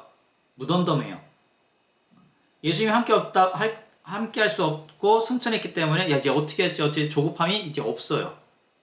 왜 그러냐면 이 하나님의 약속이 참되다라는 거, 예수님의 약속이 참되다라는 것을 이들은 이제 더 이상 확실히 믿고 있었기 때문에 더 이상 염려할 필요가 없다라는 거예요. 왜냐하면 말씀 그대로 여태까지 이루어졌기 때문에. 제자들은 곧바로 계획을 세우려고 하지도 않았고요. 그들은 일정표를 이제 꺼내지도 않았습니다. 더 많은 질문도 하지도 않았어요. 이 이후에요. 종종 우리의 준비는 바쁘고 또한 치열하며 심지어는 정신없을 때가 되게 많을 거예요. 우리는 무언가를 계획할 때. 그러나 예수님의 제자들을 다시 한번 보게 되면 이 이후에 오히려 바쁜 모습도 없었고요. 어떻게 해야 될지 조급함도 아예 없었어요. 오히려 그들은요, 성령을 늘 고대하며 앉아서 그것을 올 때까지 다가올 일들을 위해서 그냥 묵묵히 기도만 하고 있었어요. 그들은 믿음과 그리고 단호한 결심과 사랑으로서 하나가 되고 있었어요. 예수님께서 말씀하신 그 약속을 확고히 믿었기 때문에 더 이상 두려워하지 않았다라는 거예요. 어쩌면 예수님과 육신적으로는 같이 마주할 수 없는 상황인데도 그들은 두려워하지 않고 그 약속만 믿고 계속해서 성령을 위해 기도하고 있었던 그들. 그 성령이 정말로 임재했을 때 그들은 예수님께서 말씀하셨던 것처럼 이제는 예루살렘과 온 유대와 사마리아와 땅끝까지 이르는 증인이 될 수 있게 됩니다. 자, 오늘 말씀 나눈 게 바로 이런 부분들인데 예수님께서 승천하시면서 제자들에게 약속하시면서 성령을 보내겠다라는 약속을 했고요. 이 성령을 보내겠다는 그 약속을 들었던 제자들의 반응은 어떻게 해야 될지 조급함도 없었고 이 약속을 분명히 믿고 있었기 때문에 그 약속을 의지하면서 예수님이 비록 지금 그러니까 육신적으로는 함께하지 않더라도 그 약속을 믿고 그 약속만 기다리고 있었다라는 거. 또 한편 예수님께서는 하늘로 부활하신 몸 그대로 승천하시면서 계속해서 우리를 하나님과 우리의 죄인 가운데 계속해서 중보자의 역할, 연결시키는 역할을 하고 계시다라는 거. 그리고 그분의 권세는 그 하늘에 계시면서도 동일하게 영원토록 그 권세는 계속 가지고 계시다라는 거. 하나님과 동등되게. 요 말씀을 기억을 하시면서요. 아까 하나를 놓친 거 있었는데 뭐냐면 구름에 대한 부분을 제가 좀 더 추가적으로 말씀을 드릴게요. 이 예수님께서 구름 타고 올라가셨고 구름으로 가려졌다 이런 부분들을 얘기할 때 이 구름이 상징하는 것은 의심할 여지 없이 하나님의 임재와 하나님의 영광을 나타내는 게 구름이에요. 이러한 가시적인 명백히 보여주는 것을 뭐라고 얘기하냐면 히브리어로 세키나라는 단어를 써요. 세키나. 이 세키나라는 단어가 어떤 의미를 갖고 있냐면요. 하나님의 존재가 물질적으로 나타나는 하나의 현상을 나타내는 게 이 세키나라는 현상이에요. 그게 대표적인 게 구름으로 나타내는 부분들이고요. 하나님의 영광이 성막 안에 이때 거하실 때도 마찬가지로 가시적으로 나타내고 있었고요. 구름은 광야에서 성막 위에 머물러 있었습니다. 그리고 하나님의 현현과 그분의 아들에 대한 승인의 가시적 표시로서 또한 구름은 변화산 위에서도 예수님과 세 명의 제자들을 에워쌌을 때도 마가복음에 나타나는 그 변화사 사건에서도 구름과 함께하고 있었어요. 여기에서도 매우 유사한 어떤 것이 나타나는데 승천하시는 예수님이 하나님의 현현과 하나님의 영광과 승인의 가시적인 표시인 바로 구름으로서 나타내주고 있다라는 거예요. 그러니까 구름으로 가려졌다라는 것은 바로 부활하신 후에 예수께서 승천하시면서 거기에는 하나님의 임재하심과 하나님의 영광이 바로 여기에 나타나고 있는 것을 의미적으로 나타내요. 이게 바로 구름으로 가려졌다라는 것을 나타냅니다. 네, 오늘은 요 말씀을 나눴습니다.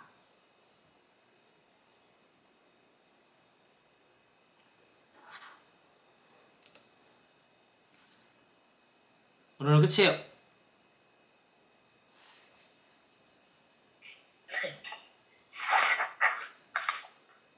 근데 이게 그 성인들 거는 지금 12가가 마지막이잖아요. 이번 권에. 그런데 아이들 거는요 13과가 있어요. 그래서 다음 주에는 아이들의 교재의 중심으로 해서 나눌게요. 다음 주 거는요. 왜냐면 이게 특이하게 아이들 거는 13과가 있는데 어른들 교재는 이게 없어요. 그래서 다음 주에는 아이들 교재의 바탕으로 한번 말씀을 나눠보도록 할게요.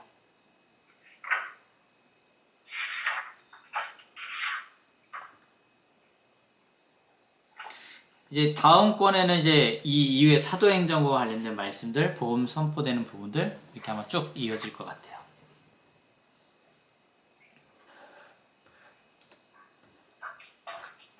네, 혹시 뭐 질문 있으세요? 질문 있어요. 네. 아까 그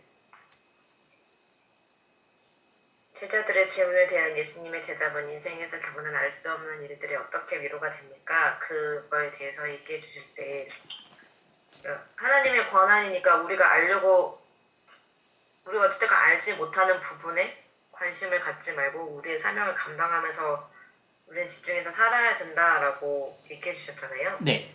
근데 제가 최근에 그런 얘기를 하시는 분들이 많으니까 관심 있는 사람들 모두 다 관심 갖고 있잖아요. 주님이 언제 오실까? 이거에 대한 늘 우리의 궁금증 중에 하나잖아요.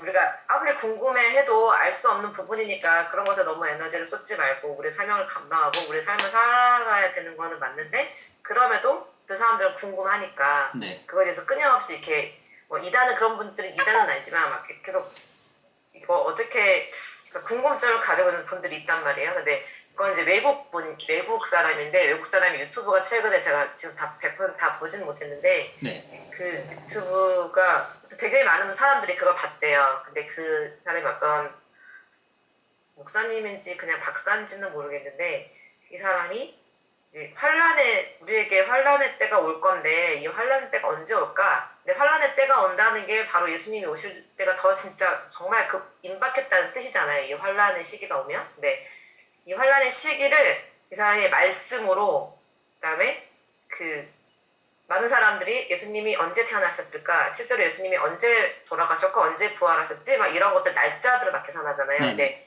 이 사람이 이거를 성경으로 풀어낸 거예요. 그리고 이 연대기적으로 해가지고 어찌됐건 이 사람이 날짜를 뽑아냈어요. 예수님이 돌아가신 날짜가 언제고 부활하신 날짜가 언제고 이런 식으로 뭐 AD 몇 년, 뭐 BC 몇 년 해가지고 그런 거를 막 했는데 어찌됐건 이런 거 저도 그냥 이거를 올려주신 분도 그냥 참고만 해라.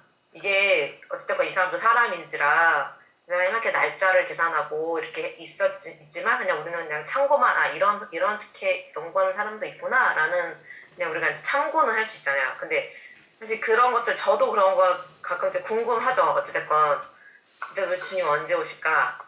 뭐 사람들이 맨날 정말 우리는 정말 끝에 살고 있다고 하는데 지금 그러니까 제가 궁금한 건 우리가 지금 사는 이 시기는 정말로 관심을 갖지 말고 살아가는 시기는 아닌 것 같다는 생각이 들어요.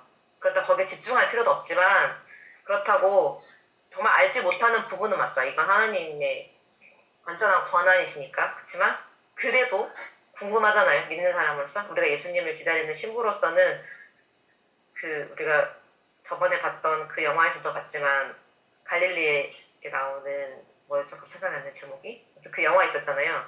영화에서도 봤지만 신랑이 언제 올지 모르니까 늘 이 신부 옷을 입고 기다리고 있는 이런 모습들을 보면서 우리도 그 신부의 모습으로 살아가야 되지만 살아가고 있고 살아가야 되고 근데 완전히 관심을 갖지 말자는 아닌 것 같다는 생각이 좀 들어서 저는 개인적으로 저도 아까 말씀드린 게 뭐냐면 극단적으로 얘기하시는 분들인 거예요. 너무 이렇게 아까 어떤 분들은 유튜버 중에 그렇게 하시는 분들이 계세요. 뭐 날짜를 막 쪼개가지고 막 하시는 분들이 계세요.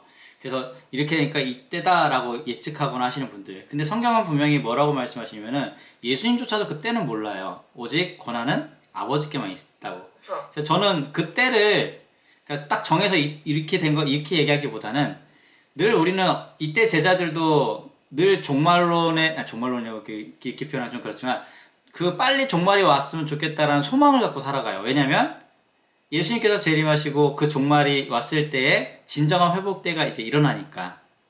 그러니까 기독교인은 우리들도 제가 그 표현 했었잖아요. 이 땅에서 너무 누리며 살아가면 어떤 마인드일까? 부족함 없이 다 즐기고 여기서 쾌락을 느끼고 그런 삶을 살아간다면 한편으로는 예수님의 재림을 기다리거나 하나님의 나라에 대한 소망을 갖고 살아가는 걸까라는 생각을 해요. 그러니까 우리는 늘 한편으로는 종말에 대한 부분들을 늘 인지하고 살아가야 되고 예수님께서 언제든지 재림할 수 있다라는 것을 늘 우리는 생각해야 되고 그러면서 늘 어디를 늘 꿈꿔야 되냐면 영원한 하나님 나라를 소망하고 거기 꿈꿔야 되면 살아가는 사람들. 그러니까 종말에 대한 것을 아예 우리가 벗어던지고 살아가는 건 아니에요. 그러니까 우리들도 이 종말에 대한 부분들, 예수님의 재림에 대한 부분들, 우리가 영원한 하나님 나라에 대한 이런 마음은 초대교회 교인들처럼 우리도 늘 가지고 살았으면 좋겠는데 이게 또 극단적으로 종말에 빠진 부분들이나 뭐 날짜 쪽에서 이때야라고 막 딱 정해서 살아가시는 분들은 한편으로 또 이게 이단에서도 많이 나타나신 역할이에요. 자꾸 이게 맡겨진 사명에 대한 감당을 안 하려고 해요. 그러니까 분명히 우리들에게 이제 승천하시면서 맡겨진 사명은 증인으로서 살아가야 되는 게 있어요. 그래서 우리는 늘 한편으로는 언젠가는 반드시 예수님께서 재림한다라는 것을 늘 기억해야 되고 거기에 대한 늘 소망을 갖고 살아가면서 이 땅에서 예수님이 어떤 분이셔라는 걸 늘 증인으로서 살아가야 되는데 이 두 개를 잘 컨트롤하고 어쩌면 이 두 개에 대한 것을 자기 비율을 맞추면서 살아가야 되는데 이거를 던져버리고 이 종말만 바라보고 살아가면은 잘못된 거고 또 이 종말에 대한 부분들을 아예 무지하게 버리고 그냥 증인으로서 살아간 것도 잘못된 부분인 거예요. 왜냐면 예수께서 분명히 다시 오시겠다라고 말씀하셨기 때문에. 그래서 선생님이 말씀하신 것처럼 이걸 아예 버린다라는 건 아니에요. 늘 우리는 인지하고 있어야 되죠. 대신에 인지하시면 그거를 기억하고 인지하고 있으면서 증인으로서의 삶을 맡겨진 사명은 늘 하고 있어야 된다라는 거. 그건 맞는 것 같아요. 그리고 맹신하면 또 문제가 되겠죠. 그때야 맞아 이때라고 얘기하니까 거기에 또 맹신이 들어가면은 분명히 말씀에서 얘기한 거랑은 전혀 다른 삶이 또 될 수도 있어요. 예수님께서 말씀하신 것처럼. 그래서 이게 뭐 저도 많이 봐요. 어떤 분들은 이렇게 시대적으로 그 뭐라고 해야지? 이게 주기처럼 막 이렇게 따지시는 분들도 있어요. 보면은 그래서 이때 정도가 이제 뭐 종말의 때가 와 이렇게 표현하신 분들도 있어요. 이게 물론 뭐 어디까지가 100%가 맞는 건지는 우리는 알 수 없잖아요. 왜냐하면 하나님께서 분명히 뭔가를 알려주신 건 아니니까. 예수님께서 그냥 종말의 때에는 이와 같은 일들이 일어날 거야 라고 하는 부분들은 보여줬지만 그렇다고 해서 뭐 우리가 예를 하나 드릴게요. 지진 일어났을 때마다 막 지진 한 번 사건이 일어나면 이걸 자꾸 빗대어서 종말의 때야 라고 얘기하는데 이전에 지진도 막 수많은 지진도 많았었어요. 그렇게 말씀하면은 다 그렇게 막 너무 끼워 맞추면은 또 문제가 될 수 있으니까 그냥 그날에는 정말 이루 말할 수 없는 지진들이 일어나겠죠. 그리고 저는 더 무서운 것 중에 하나가 뭐냐면 무섭기라기보다는 예수님께서 승천하실 때 본 건 몇 명일까요? 예수님께서 승천하실 때 정확한 인원은 아니고 그냥 본 대략 생기시? 뭐 제자들보다 이상인 이 사람들이 우선은 재림하신 거를 재림이란다. 부활하신 거를 본 인원은 성경대로 따지면 약 몇 명 정도 되냐면 한 500여 명 정도 돼요. 그 500여 명이 예수님께서 부활하신 걸 봐서 승천하신 걸 봤다라고 했을 때 500여 명 정도가 봤다라고 우선 예상을 할게요. 이건 답이 아니에요. 그냥 제가 그냥 얘기하는 거예요. 근데 분명히 재림하실 때 뭐라고 말씀하신 줄 아세요? 몇 명만 볼까요? 하나가 볼 거다. 열방의 모든 사람이 예수님 재림하는 거 그때는 다 봐요. 분명히 그건 얘기하셨어요. 그 누구도요. 난 예수님 재림하는 거 못 봤는데 없어요. 모든 만민이 예수님 재림할 때에는 그 만왕의 왕을 다 볼 거다라는 표현을 해요. 그러니까 이거는 그 누구도 변명할 여지가 없는 거예요. 그때는. 그러면 우리는 이런 모습을 볼 때 예수님께서 분명히 재림을 하시는데 분명히 그 말씀하신 거는 만민이 다 볼 수 있게끔 재림을 하신다라고 바로 되어 있어요. 그러니까 그런 부분들을 우리는 늘 기억을 해야 했으면 좋겠어요. 말씀하신 범위 내까지만. 너무 추측해서 너무 나아가면은 이게 사람의 생각이 또 추측하고 또 추측하면은 이게 우리가 잘 아시다시피 사람의 생각은 완전한 게 없어요. 완벽한 게 없고요. 우리가 조심스러운 거는 어떠한 목사님들도 그렇고 뭐 성경에 대해서 말씀하신 부분들도 자기가 성경에 대한 부분을 갖고 자기 생각이 어쨌든 들어갈 수밖에 없어요. 어느 순간은. 근데 그거를 자기가 완벽하다고 내가 말한 게 완벽하다라고 얘기하면 잘못된 걸 거예요. 자기 생각이 자기가 말하는 게 완벽한 게 아니라 뭐가 더 완벽하면 말씀 자체가 완벽한 거지 자기가 완벽한 건 아니잖아요. 근데 우리는 자꾸 이게 주객이 전도된 것처럼 자꾸 이쪽이 커져요. 근데 우리는 딱 정말 봐야 될 거는 말씀인 부분들. 물론 우리가 잘 몰라서 더 많은 성경적 지식을 알고 계신 분들이 이제 해석해서 풀어놓은 건 있겠죠. 근데 그분들이 자기께 너무 맞다라고 자기께 너무 옳다라고 그게 강하게 나아가면은 이게 사람이 신기하게 나중에 보면 격길로 가요. 처음에 맞는 것 같은데 어느 순간 약간 빗나갈 수도 있어요. 그래서 좀 조심스러운 부분인 거예요. 그런 부분들이. 아까도 뭐 영상을 유튜브 같은 데서 그렇게 많이 성경을 보고 찾으시는 분들이 있긴 하지만 이게 정말 우리는 딱 예수님 말씀하신 거는 정확한 때는 정말 아무도 몰라요. 아버지만 아신다라고 되어 있기 때문에. 대신에 그분은 예수님께서 뭐라고 말씀하시면 거기서도 말을 돌리셨어요. 이거 야 나 뭐 다시 분석해서 때에 대해서 그래 이렇게 말씀하지 않고 예수님조차도 자기 생각을 얘기하지 않고 그냥 아버지의 권한에만 뒀고 그래서 방향을 바꿨어요. 너희들에게 맡겨진 사명에만 초점을 두라는 거예요. 증인의 사명을 초점을 두게 강조를 하십니다. 그렇게 보시면 될 것 같아요. 그래서 저도 그때 한번 이 모임에서도 얘기했는지 모르겠지만 죄송합니다. 올해 40이에요. 40을 딱 오면서 제가 우리가 흔히 말하는 이제 80까지 우선 보잖아요. 그러면 물론 더 살 수도 있겠지만은 근데 거의 인생을 봤을 때 딱 반을 산다라고 했을 때에 이게 되돌아보기 시작하게 되더라고요. 그래서 여태까지 사역이란 부분들, 제가 말씀을 본 부분들 이런 부분들을 다시 한번 생각을 해봐요. 이게 여태까지 맞겠나? 조심스럽게 그런 부분들을 생각을 하게 되더라고요. 우리가 정말 더 중요한 거는 뭐 때를 찾아서 이렇게 하는 게 아니라 말씀 그대로 내가 지금 정말 살아가고 있는지 말씀 그대로 내가 좀 더 노력하는 삶을 살아가는지 내가 좀 더 말씀을 더 알아가고 있는지 이게 더 중요한 것 같아요. 그러면서 그 지식적으로 아는 게 아니라 거기에 더 순종하면서 살아가려고 하는 삶을 우리가 더 살아가야 되는 게 더 중요하지 않을까.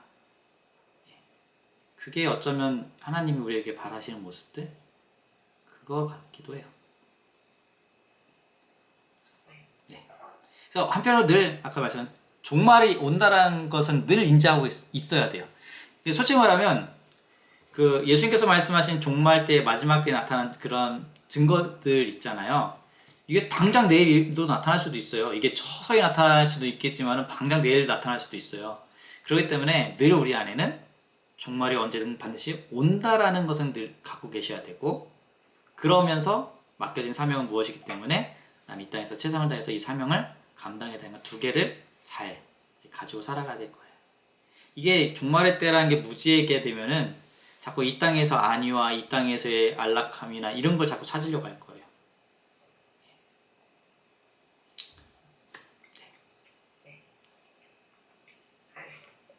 당장 가서 집 팔고 이걸 하지 마시고요. 저는 그런 짓은 안 해요.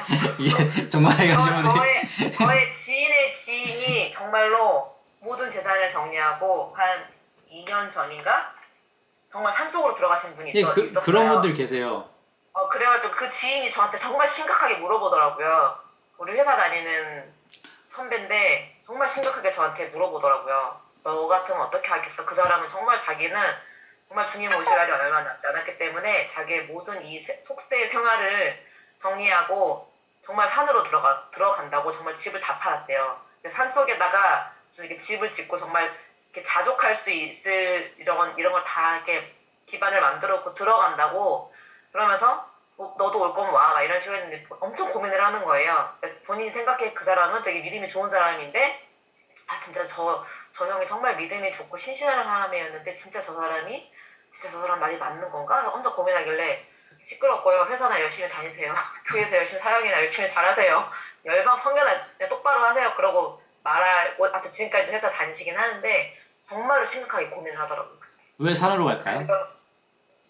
네? 왜 그들이 그 사람은 정말 주님이 오실 날이 얼마 남지 않았기 때문에 자기는 정결하게 살겠다. 자기는 거룩하게 살겠다. 막 정말 주님만 만나고 살겠다. 약간 이런 개인적인 생각이겠죠. 근데 그런 것도 나쁜 건 아닌데 이제 이런 걸 가지고 남들에게까지 이런 어떻게 보면은 그렇게 딱 제가 보기엔 긍정적인 영향은 아니기 때문에 본인이 스스로 판단에 들어간 것까지야 우리가 뭐 어쩔 수 없지만 그거를 다른 사람들에게까지 영향을 주는 건 그다지 좋지 않은 것 같아 보여서 일단 그 선배한테는 닥치고 회사나 열심히 다니고 닥치고 열심히 성교나 하고 막 그래서 열심히 지금도 이제 회사는 잘 다니고 있는데 그런 일들도 있어서 정말로 심각하게 고민하더라고요. 이게 또 이게 특히 그분은 자녀가 없었거든요.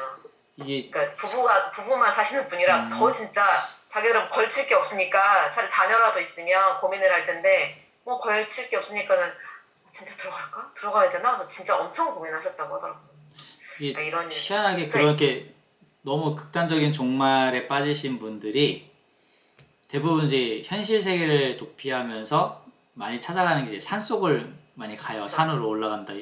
그 성경에 보면은 예수님께서 말씀하셨던 예언 중에 하나가 있어요. 그 예루살렘 성전이 이제 무너지고 그 전쟁이 일어날 거에 대한 부분을 예언한 게 있어요. 그때에 예수님께서 산으로 피하라라고 하는 부분이 있어요. 산과 관련된 부분을 말씀하신 장면이 나와요. 그래서 그거를 이제 마찬가지로 이제 종말에 이제 초점을 두고선 보시는 분들이 많은 이제 그 피난처를 이제 산으로 많이들 꼽아요.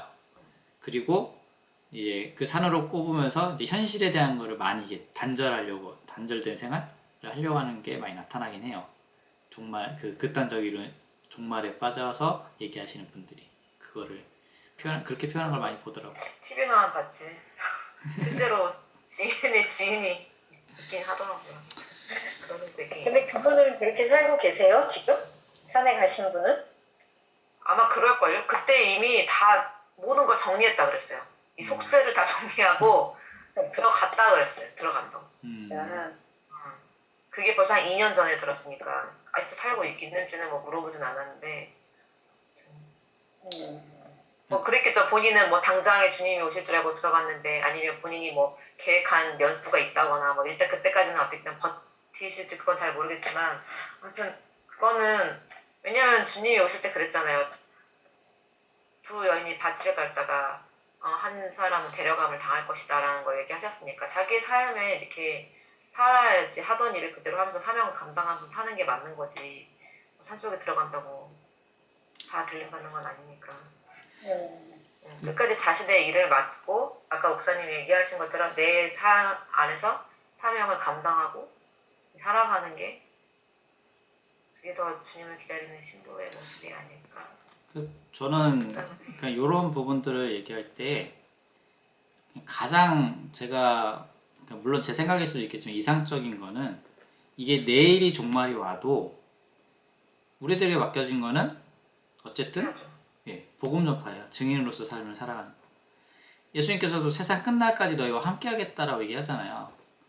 그러면 그 끝날까지도 그분은 우리와 함께하겠다라는 것은 성령의 능력으로서 권세로서 함께하겠다는 걸 의미하고 그걸 주신 이유는 증인으로서 살아가라고 한 부분이었잖아요. 그래서 정말로 마지막 때에 내일이 종말이 오더라도 우리는 복음을 전하는 게 예수님이 원하시는 모습 아닐까라는 거예요. 자꾸 이렇게 뭘 발발 쌓고 도망가고 이게 아니라 그 삶을 살아가야 될 것 같아요. 오늘 저는 그 오른편에 대한 개념 정리가 좀 정확하게 알았던 것 같아요. 그러니까 쉽게 말하면 성경에도 보면 동등됨 표현하는 부분 성경 구절에 있을 거예요. 하나님과 동등됨 이거를 얘기한 게 오른편의 개념으로 얘기를 해요. 그 권세 그대로 이런 것을. 하나님의 권세와 동등됨. 네, 오늘은 여기까지였습니다. 네, 감사합니다. 네, 감사합니다. 제가 기도하고 마칠게요. 사랑의 전에 감사드립니다. 귀한 시간을 우리 가운데 허락하여 주심을 감사드립니다. 하나님, 오늘 말씀처럼 예수님께서 승천하셨을 때 하셨던 그 약속을 우리가 믿고 또한 그 약속을 더욱더 의지하며 제자들처럼 더욱더 담대하게 나아가는 우리 모두가 되게 하여 주시옵소서. 내일도 이 약속을 의지하며 주님을 또한 예배하는 가운데 있습니다. 기쁨과 감사함으로 영광 돌릴 수 있는 귀한 은혜의 시간들 되게 도와주시옵소서. 우리 선생님들 가정 주께서 평안케 하여 주시옵고 늘 주님을 증거하며 선포하며 살아갈 수 있는 가정들 되게 도와주시옵소서. 이 모든 말씀 살아 역사하시는 예수 그리스도의 이름으로 간절히 기도합니다. 아멘. 네, 수고 많으셨습니다. 안녕. 네, 수고하셨습니다.